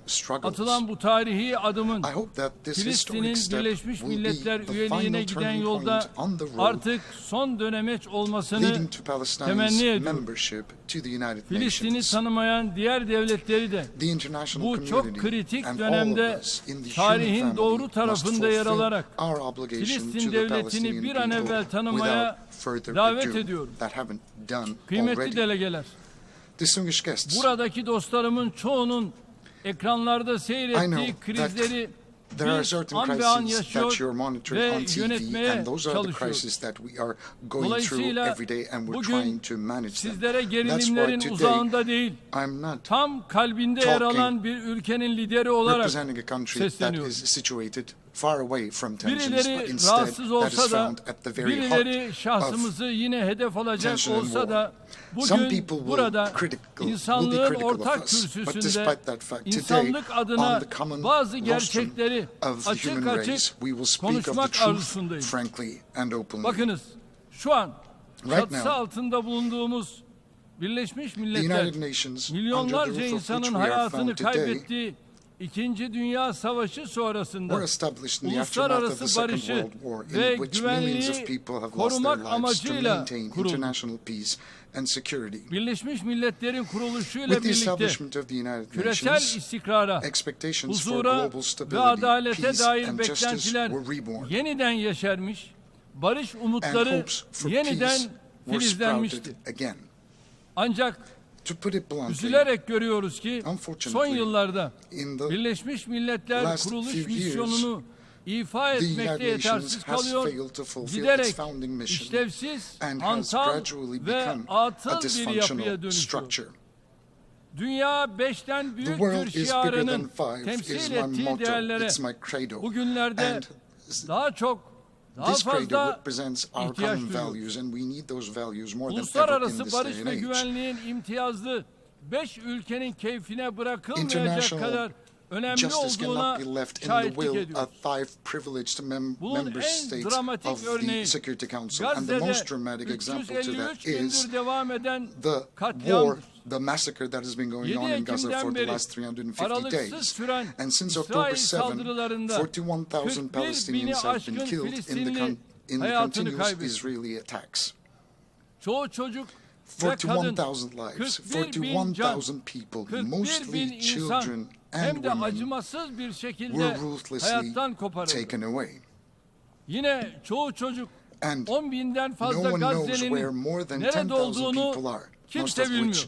are children. Aynı şekilde And likewise, 100 bine yakın insan 100,000 yaralandı, people were sakat injured, kaldı. maimed, or they Zor lost their şartlar limbs. altında görevini yapmaya çalışan 172 172 journalists were gazeteci killed while trying to do öldürüldü. their job under very difficult Hayat kurtarmak için circumstances. çalışan And more than 500'e aşkın 500 sağlık medics have been görevlisi killed while they were öldürüldü. trying to save lives.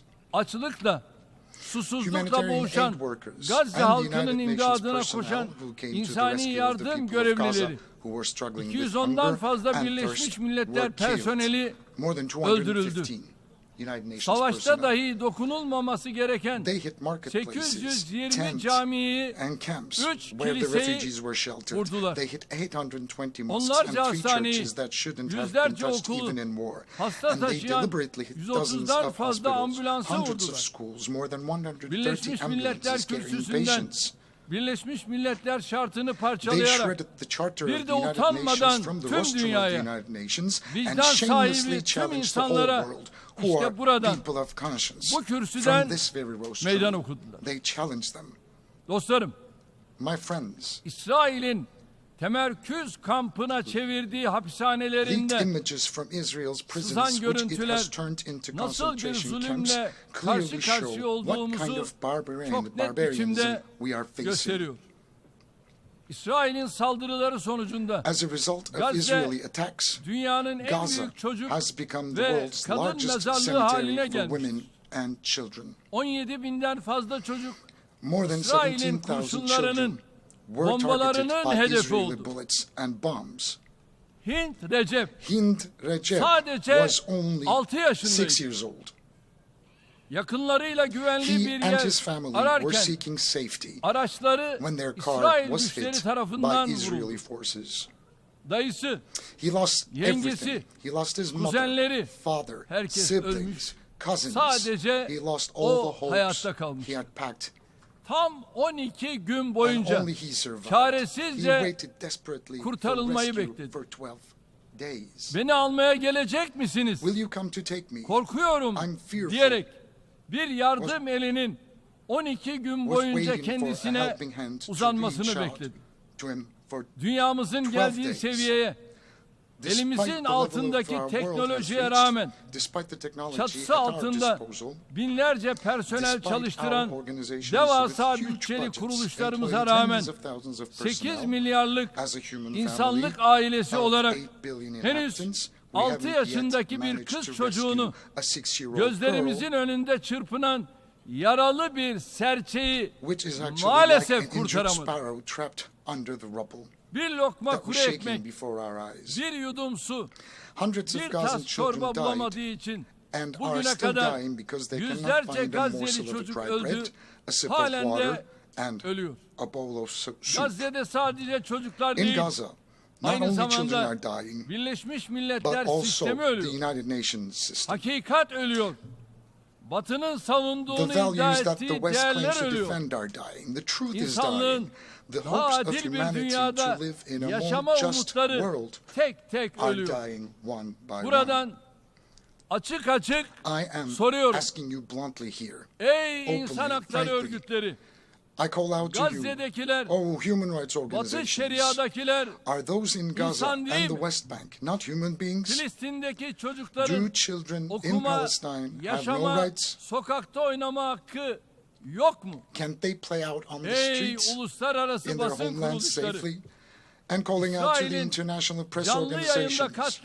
Aren't the journalists murdered by Israel on live TV your colleagues whose offices were actually raided as well? I call out to United Nations Security Council. What are you waiting for to prevent the genocide in Gaza, to put a stop to this cruelty, this barbarianism? Filistin halkıyla birlikte kendi vatandaşlarının canını tehlikeye atan siyasi ikbali için tüm bölgeyi savaşa sürükleyen katliam şebekesini durdurmak için daha neyi bekliyorsunuz?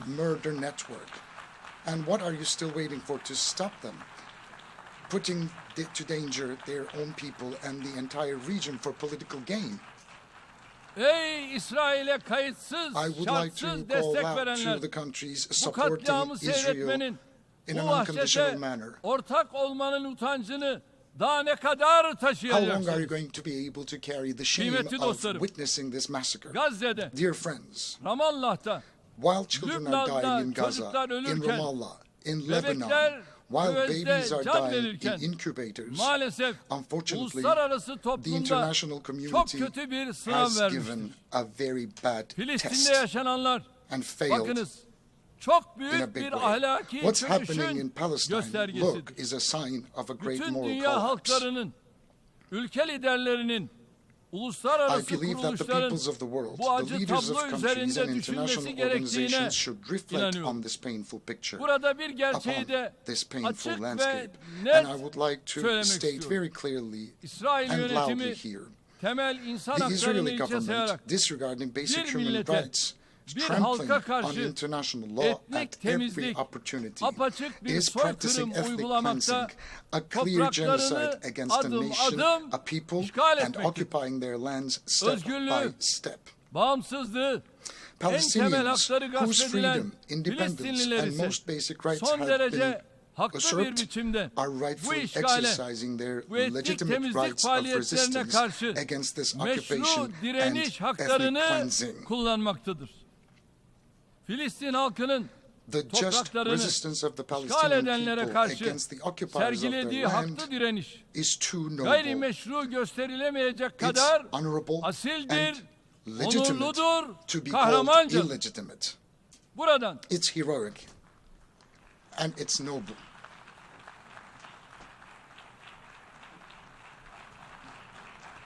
buradan bir kez daha canları pahasına vatanlarını savunan Filistinli kardeşlerimi yürekten selamlıyorum.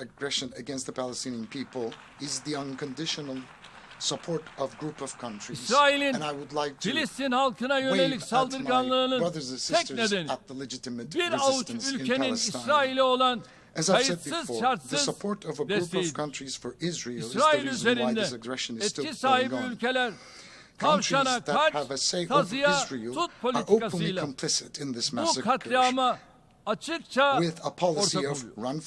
Sahne önünde güya ateşkes için uğraşanlar arka planda katliamlarını sürdürebilmesi için İsrail'e silah ve mühimmat göndermeye devam ediyor. Bu tutarsızlık ve samimiyetsizliktir. This is Bakınız, insincerity.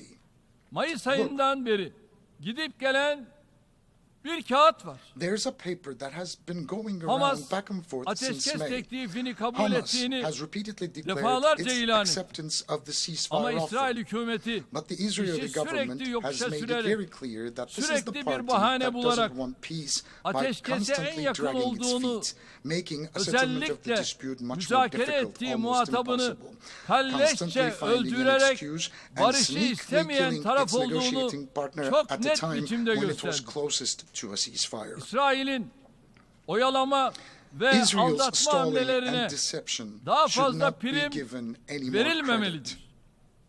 2735 In the sayılı absence of the implementation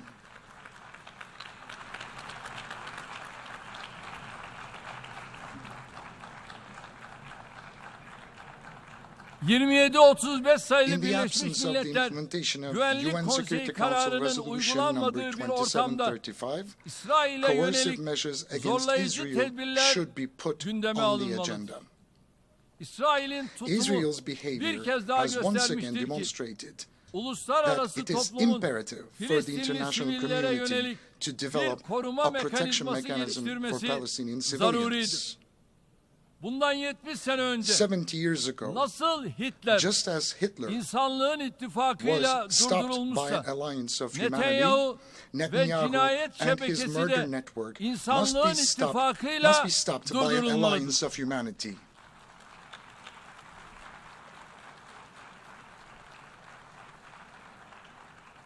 Genel Kurul'un We believe that the 1950 General tarihli Assembly's authority barış to için birlik recommend the use of kararında force, as in mevcut the olduğu 1950 gibi resolution on kuvvet unity for kullanma peace, tavsiyesinde should bulunma be yetkisinin considered bu süreçte in this mutlaka process değerlendirilmesi during this gerektiğine time. inanıyoruz. Acil An ve immediate kalıcı and a ateşkes permanent sağlanmalı. ceasefire must be established. Rehine, Hostages mahkum and takası prisoners must be gerçekleştirilmeli. exchanged. İnsani And yardımlar humanitarian aid must engelsiz be delivered ve to kesintisiz Gaza olarak unhindered Gazze'ye and uninterrupted. ulaştırılmalıdır. Bilhassa It's very, şartların very iyice important kötüleşeceği kış mevsiminden that önce we extend a helping çok hand zor to the koşullar people of altında Gaza, especially hayatta before the kalmaya winter çalışan season, when Gazze conditions on the halkına ground will become even yardım more eli challenging. uzatmamız şarttır. Bakınız Look, şu an right now, Gazze'deki su kaynaklarının 70% of the water %70'i supplies and fırınların 75% of the %75'i bakeries in tahrip Gaza edildi. have been destroyed. Sağlık merkezlerinin %95'i 95% of kısmen health centers were veya partially tamamen or completely zarar damaged. gördü. 150.000 konut tamamen, 150,000 houses were 200.000 completely konut destroyed. kısmen yıkıldı. 200,000 houses were 80.000 partially konut destroyed. And oturulamaz hale 80,000 geldi. houses become Çocuk felci, uninhabitable. hepatit başta Infectious olmak diseases üzere such as polio and bulaşıcı hastalıklar hepatitis are giderek on the rise. artıyor. Gazze halkı The people of ihtiyacı Gaza olan receive yardım only a quarter miktarının of the aid they 1/4 urgently birine need. ancak ulaşabiliyor. That's what they Türkiye have olarak access to.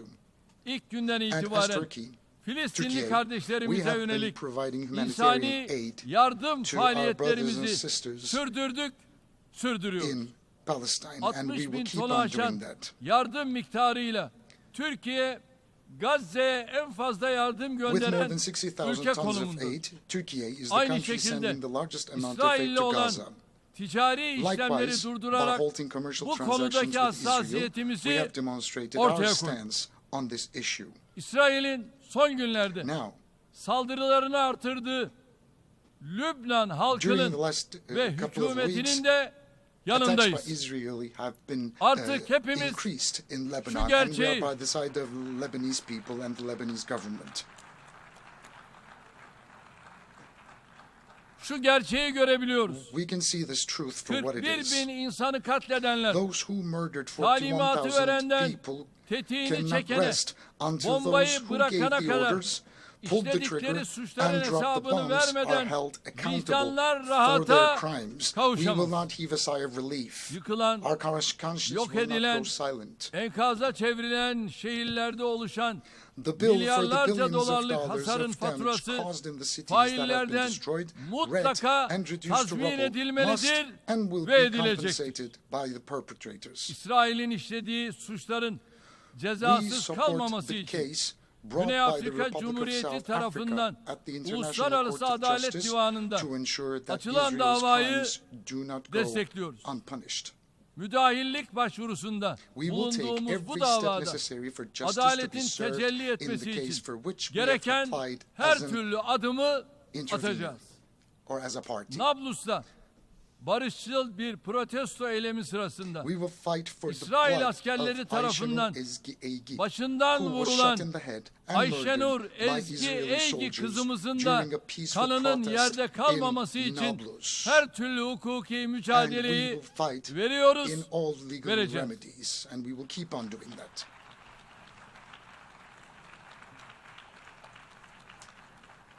Gazze'de ateşkes acil ihtiyaç olsa da asıl sorun Filistin topraklarının İsrail tarafından işgal edilmesidir. 1967 sınırları temelinde başkenti Doğu Kudüs olan bağımsız, egemen ve coğrafi bütünlüğü haiz bir Filistin devletinin vücut bulması artık daha fazla ertelenemez. İlk kıblemiz Mescid-i Aksa'ya ve Harem-i Şerif'e yönelik artan saldırıları da yakından takip ettiğimizin bilinmesini isterim. Tüm bunları söylerken Tayyip Erdoğan olarak bu kürsüde hamasetin diliyle konuşmuyorum. Burada tarihimden, ecdadımın vicdanlı, adaletli duruşundan aldığım cesaretle konuşuyorum. Çünkü biz tarih boyunca daima mazlumun yanında, zalimin ve zulmün karşısında olmuş bir milletiz.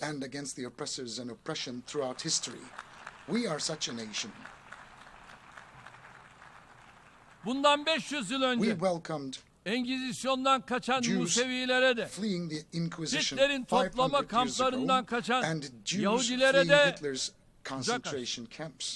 bizim ülke ve millet olarak açık söylüyorum. İsrail halkına yönelik herhangi bir düşmanlığımız yok. Müslümanların sırf inançlarından dolayı hedef alınmasına nasıl karşıysak, antisemitizme de aynı şekilde karşıyız.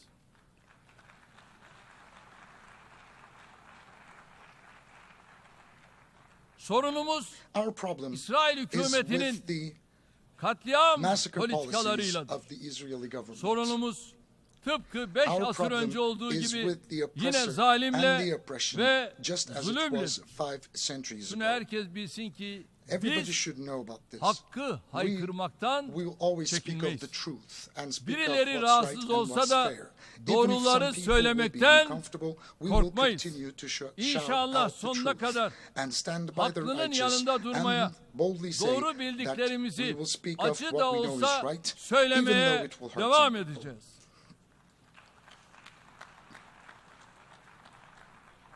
Buradan inanç, ülke, din ayrımı yapmadan Filistin halkıyla dayanışma sergileyen, hemen her hafta sokakları doldurarak Gazze'deki katliam karşısında sesini yükselten tüm yürekli insanlara, özellikle üniversiteli gençlere teşekkür ediyorum.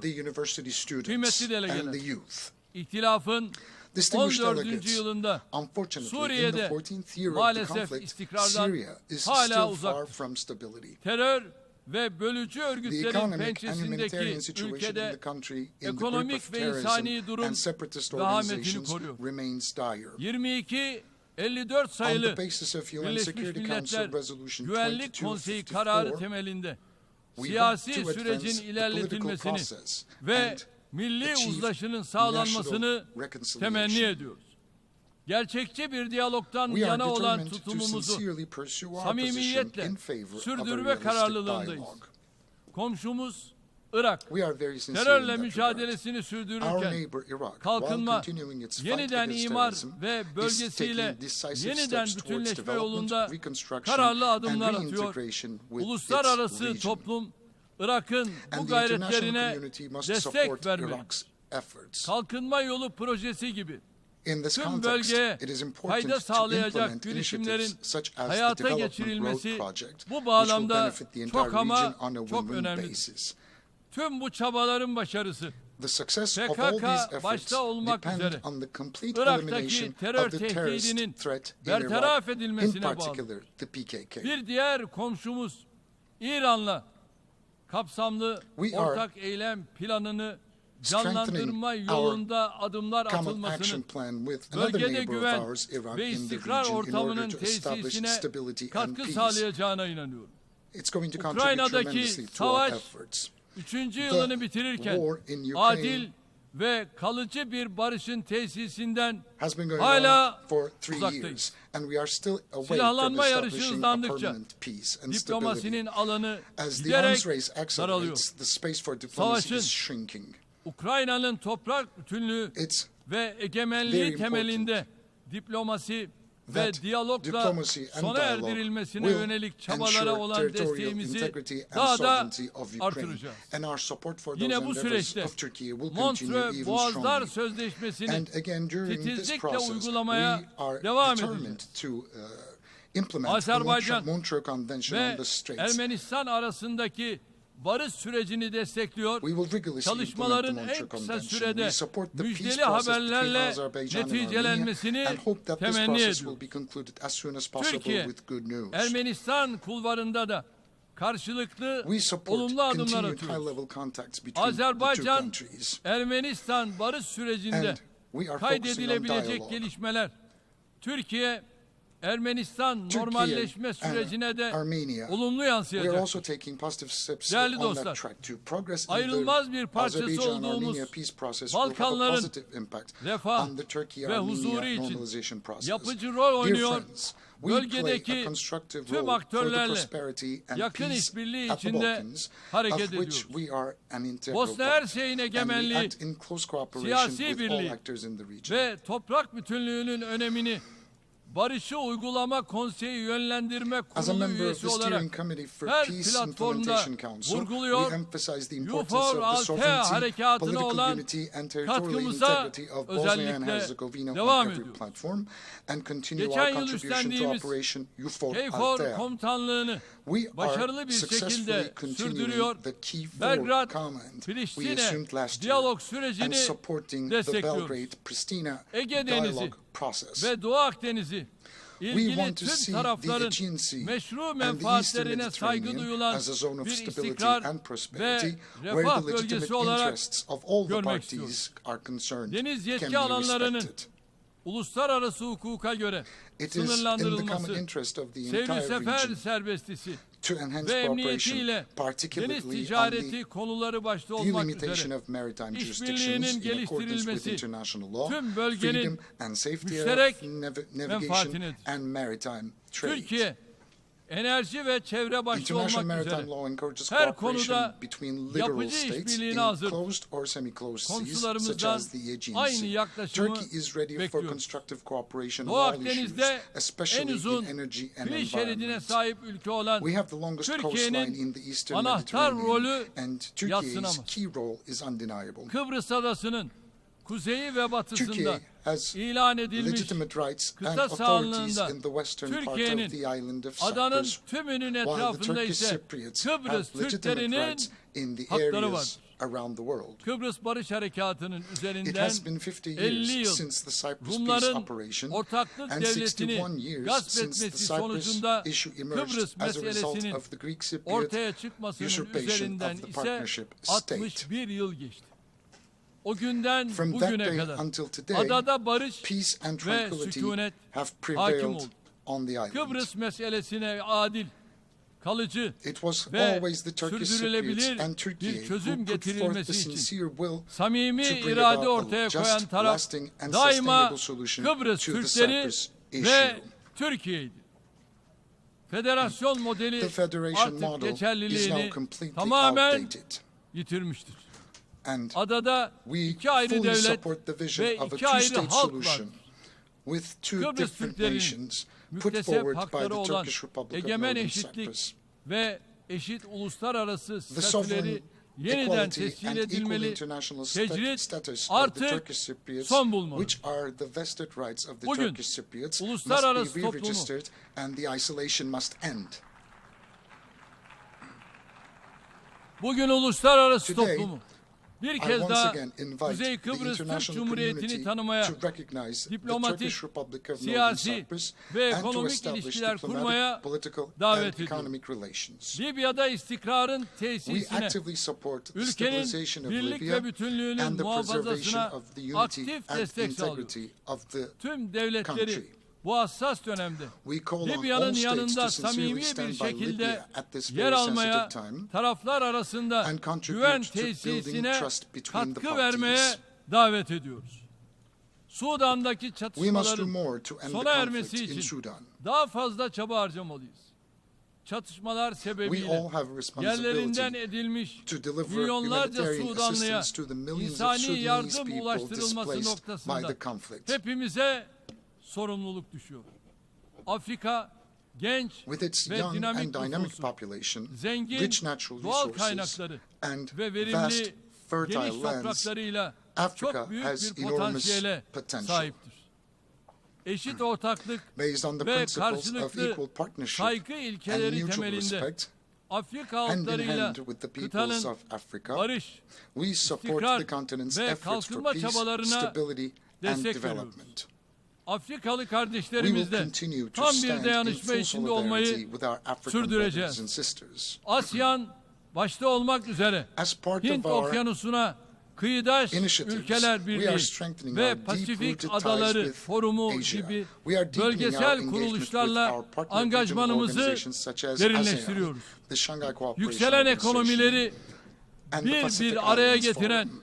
BRICS'le We keep ilişkilerimizi our will to develop our geliştirme relations with irademizi BRICS, which brings canlı together tutuyoruz. emerging economies Orta alive. Asya ülkeleriyle We köklü share bir a tarihi deep-rooted paylaşıyor, history with the countries of Central işbirliğimizi Asia, ikili ve and çok we are taraflı further zeminde strengthening our daha cooperation da on bilateral güçlendiriyoruz. and multilateral Türk grounds. Devletleri Teşkilatımız giderek bir Our cazibe organization of merkezine Turkic dönüşüyor. states is gradually Gözlemci turning into a üyeler, center of attraction. Macaristan ve Kuzey Kıbrıs Türk The Cumhuriyeti'nin organization de is becoming an katkılarıyla exemplary model of teşkilat cooperation with the örnek bir contributions işbirliği of modeli observer haline members Hungary geliyor. and the Turkish Türk Republic dünyası of olarak Northern Cyprus. birlik ve We will beraberliğimizi further daha strengthen da our unity tahkim and our edeceğiz. togetherness as the Çin'in Turkic egemenliğine world. ve toprak bütünlüğüne saygı çerçevesinde Within the framework of güçlü respect for tarihi, China's sovereignty kültürel and ve territorial beşeri integrity, bağlarımızın we are in bulunduğu close dialogue Uygur with China Türklerinin to protect temel the hak fundamental ve rights and özgürlüklerinin freedoms of korunması Uyghur için Turks, Çin'le with whom yakın we have diyalog strong halindeyiz. historical, cultural, and humanitarian ties. Latin Amerika ve We endeavor Karayipler'deki to build tüm on the ülkelerle friendly ties kurmuş we have olduğumuz established with the dostane countries in bağları Latin America daha ileri and bir the aşamaya Caribbean. taşımaya gayret ediyoruz. Kıymetli delegeler, Distinguished delegates, küresel adaletsizliğin we must giderilmesi work için together to address birlikte global çalışmak injustice. mecburiyetindeyiz.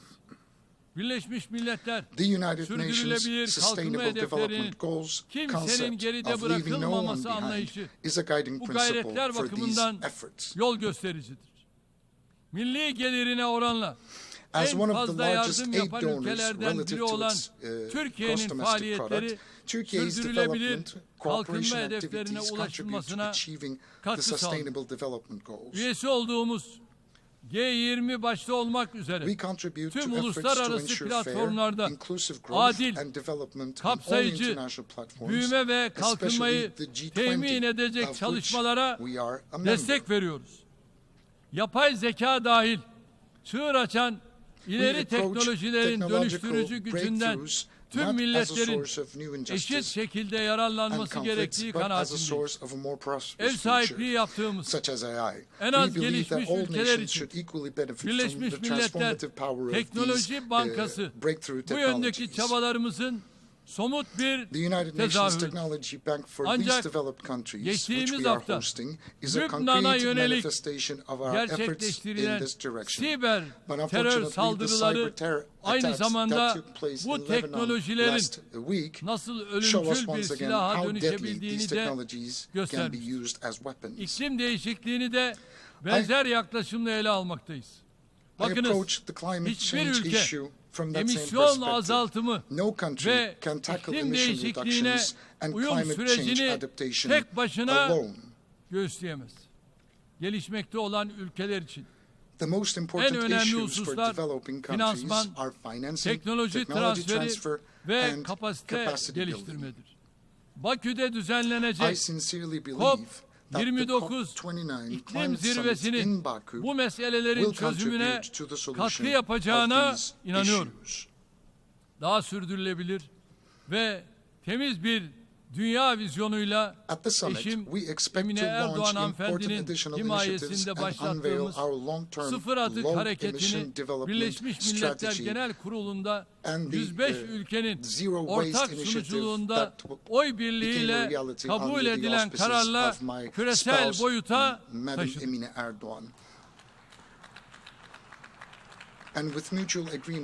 Buradan tüm ülkeleri, uluslararası teşkilatları ve sivil toplum kuruluşlarını hareketimize ortak olmaya davet ediyoruz. İslam ve yabancı düşmanlığı ile ırkçılığın zehirli bir sarmaşık gibi dünyayı sarmakta olduğunu görüyoruz. Camilere ve mukaddes kitabımız Kur'an-ı Kerim'e yönelik saldırılara şahit olmadığımız neredeyse tek bir gün yok. Avrupa'nın ortasında etnik ve dini kimlikleri nedeniyle insanların evleri ateşe veriliyor. Hayatlarına kastediliyor.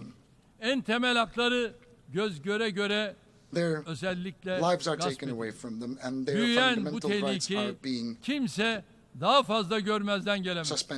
15 Mart 2024 tarihinde kabul edilen karar tasarısının öngördüğü şekilde en yakın zamanda Birleşmiş Milletler'de İslamofobi ile mücadele özel temsilcisi atanmasını bekliyoruz. Kıymetli dostlar, geçen sene bu kürsüde gündeme getirdiğim bir tehlikeye karşı bugün bir kez daha dikkatlerinizi çekmek istiyorum. Toplumun temel direği olan aile kurumuna yönelik saldırılar giderek yoğunlaşıyor. 2024 Olimpiyat oyunlarının açılışında sahnelenen rezalet, insanlık olarak karşı karşıya olduğumuz tehdidin boyutlarını gözler önüne sermiştir. Masum çocukların her yaştan ve inançtan yüz milyonlarca insanın izlediği bir spor etkinliği hem de çok çirkin bir şekilde cinsiyetsiz hale getirilmiş, propagandasına alet edilmiştir. O kötü sahneler sadece Katolik alemini, Hristiyan dünyasını değil, Müslümanları ve kutsala saygısı olan herkesi derinden yaralamıştır. Cinsiyetsizleştirme meselesi bir tercihten ziyade artık küresel bir dayatmaya, tam anlamıyla kutsala ve fırsata karşı bir savaşa dönüşüyor. Bu yıkım projesi karşısında ses çıkaran, en ufak bir tepki gösteren herkes susturulmakta, linç kampanyalarının hedefi olmaktadır. Ne pahasına olursa olsun Türkiye bu kuşatmayı yarmakta ve yıpratmakta. Bu korku iklimine direnmekte kararlıdır. Bu amaçla Birleşmiş Milletler ailenin dostları grubuna üye oldu.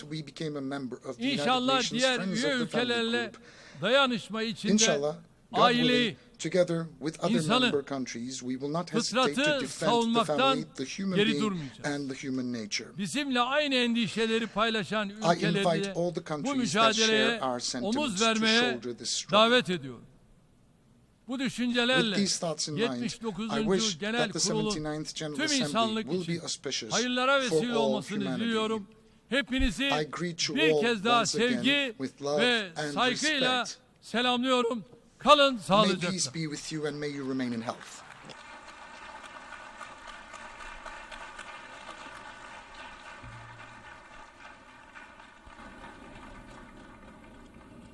On behalf of the Assembly, I wish to thank the President of the Republic of Turkey,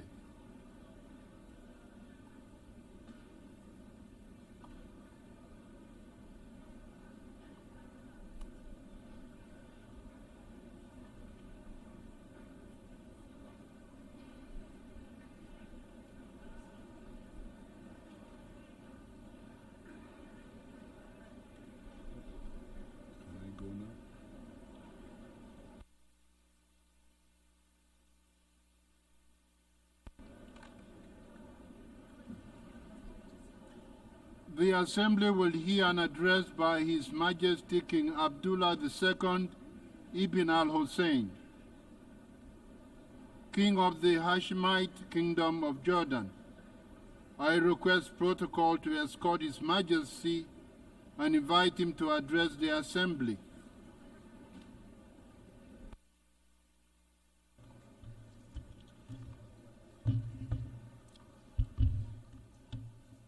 Bismillah ar-Rahman ar-Rahim.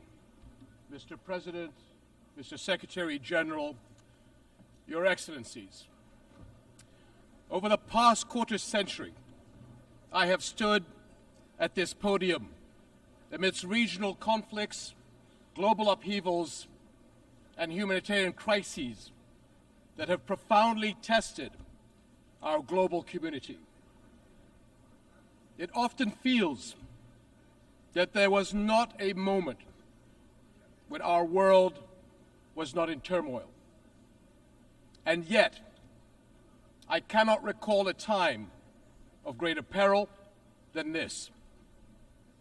Our United Nations is facing a crisis that strikes at its very legitimacy and threatens a collapse of global trust and moral authority. The UN is under attack, literally and figuratively. For nearly a year, the sky blue flag flying over UN shelters and schools in Gaza has been powerless to protect innocent civilians from Israeli military bombardment. UN aid trucks sit motionless just miles away from starving Palestinians. Humanitarian workers who proudly wear the emblem of this institution are disparaged and targeted. And the rulings of the UN's International Court of Justice are defied, its opinions disregarded. So it's no surprise that both inside and outside this hall, trust in UN's cornerstone principles and ideals is crumbling. The harsh reality many see is that some nations are above international law, that global justice does bend to the will of power, and that human rights are selective, a privilege to be granted or denied at will. We cannot stand for that. And we must recognize that undermining our international institutions and global frameworks is one of the gravest threats to our global security today. Ask yourselves, if we are not nations united in the conviction that all people are equal in rights, dignity, and worth, and that all countries are equal in the eyes of the law, what kind of world does that leave us with? Your Excellencies, the attacks of October 7th on Israeli civilians last year were condemned by countries all over the world, including Jordan. But the unprecedented scale of terror unleashed on Gaza since that day is beyond any justification. The Israeli government's assault has resulted in one of the fastest death rates in recent conflicts, one of the fastest rates of starvation caused by war, the largest cohort of child amputees, and unprecedented levels of destruction. This Israeli government has killed more children, more journalists, more aid workers, and more medical personnel than any other war in recent memory. And let us not forget the attacks on the West Bank.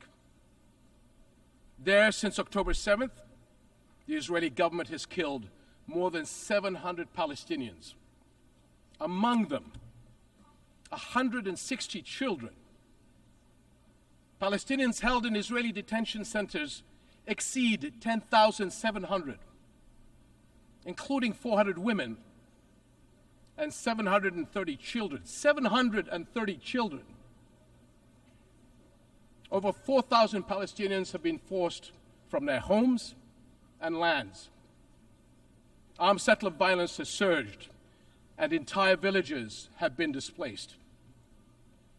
And in Jerusalem, a flagrant violations of the historical and legal status quo at Muslim and Christian holy sites continue unabated under the protection and encouragement of members of the Israeli government.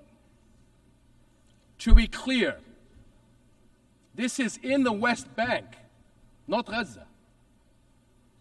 Almost 42,000 Palestinians have been killed since October 7th. So is it any wonder that many are questioning how can this war not be perceived as deliberately targeting the Palestinians? The level of civilian suffering cannot be written off as unavoidable collateral.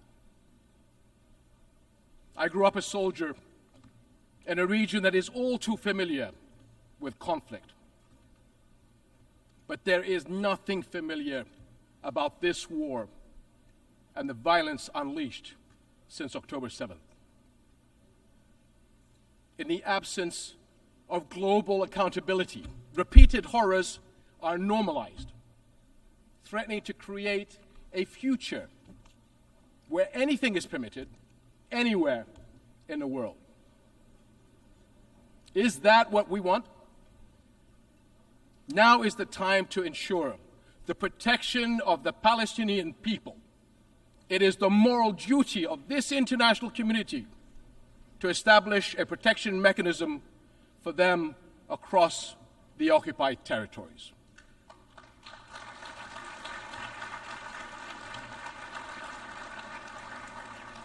This will guarantee the safety of Palestinians and Israelis from extremists who are taking our region to the brink of an all-out war. That includes those who continue to propagate the idea of Jordan as an alternative homeland. So let me be very, very clear. That will never happen. We will never accept the forced displacement of Palestinians, which is a war crime.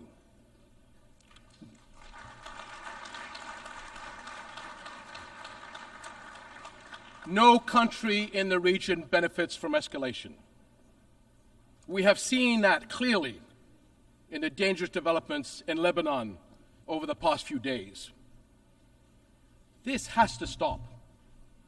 For years, the Arab world has extended a hand to Israel through the Arab Peace Initiative, offering full recognition and normalization in exchange for peace. But consecutive Israeli governments, emboldened by years of impunity, have rejected peace and chosen confrontation instead.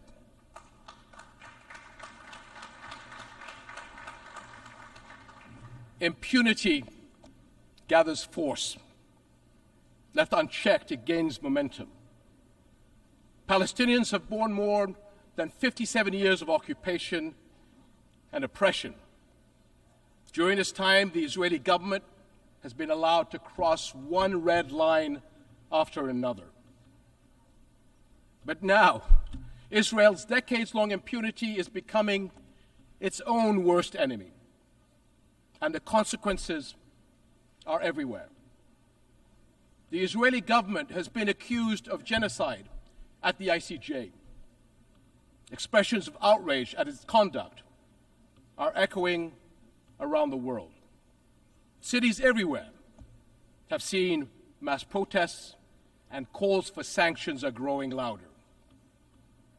International frustration with Israel has long been mounting, but it has never been more exposed. For decades, Israel has projected itself as a thriving Western-style democracy in the Middle East. But the brutality of the war on Gaza has forced the world to look closer. Now many see Israel through the eyes of its victims. And the contradiction, the paradox, is too jarring. The modern advanced Israel admired from afar, and the Israel that Palestinians have experienced firsthand, simply cannot coexist. Israel will eventually be entirely one or the other. That is the choice its leaders and its people will have to make. To live by the democratic values of freedom, justice, and equality for all, or to risk further isolation and rejection. Over and over, we have watched Israel try to achieve security through military means. Each escalation is followed by a pause until the next deadlier one. And for years, the global community has taken the path of least resistance, accepting the status quo of the ongoing military occupation of Palestinians, all the while paying lip service to the two-state solution. But it has never been more evident that the current status quo is untenable. And as the International Court of Justice's advisory opinion underscored 2 months ago, it is unequivocally illegal. The court's opinion bears a moral imperative to us all. The obligation it carries is one that our nations cannot afford to ignore for the sake of our world, as well as the future for Palestinians and Israelis alike. Because both peoples deserve to live their lives in dignity, free of violence and fear. And the only way to achieve that is a just peace, one grounded in international law, justice, equal rights, and mutual recognition. That is something we, as nations and people everywhere, can and must unite around. Your Excellencies, the world is watching, and history will judge us by the courage we show. And it is not just the future that will hold us accountable, so will the people of the here and now. They will judge whether we, as the United Nations, will surrender to inaction or will fight to uphold the principles that anchor this institution and our world. Right now, they are asking whether we will stand by as parents watch their children waste away, as doctors watch their patients die for lack of basic medical supplies, and as more innocent lives are lost because the world failed to act. This war must end. Hostages and detainees must return home. But every day we wait is one day too long for far too many.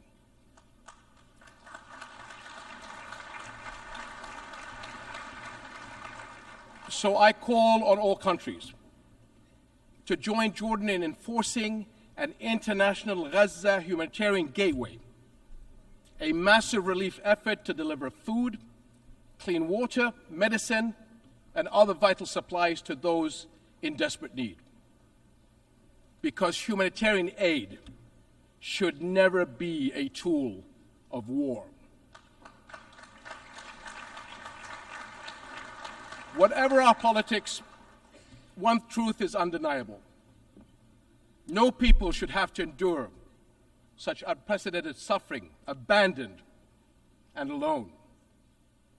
We cannot surrender the future to those who thrive on division and conflict.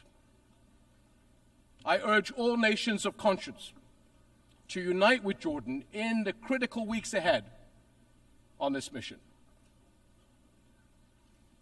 Almost a year into this war, our world has failed politically, but our humanity must not fail the people of Gaza any longer.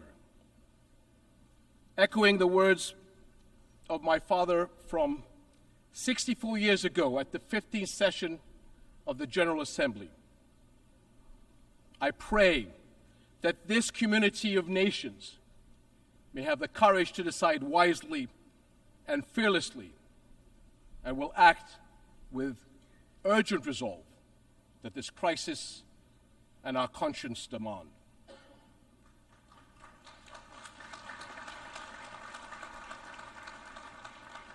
My father was a man who fought for peace to the very end. And like him, I refuse to leave my children or your children a future we have given up on. Thank you.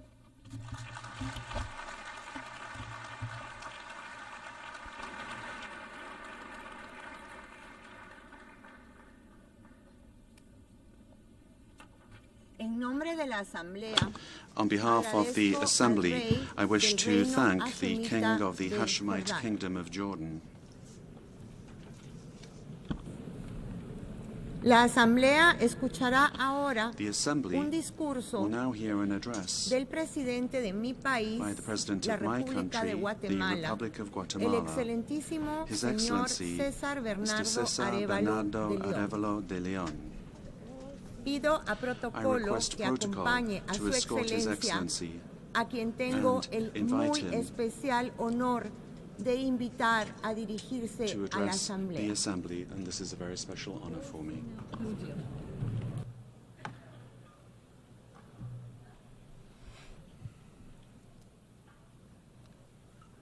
Excelentísima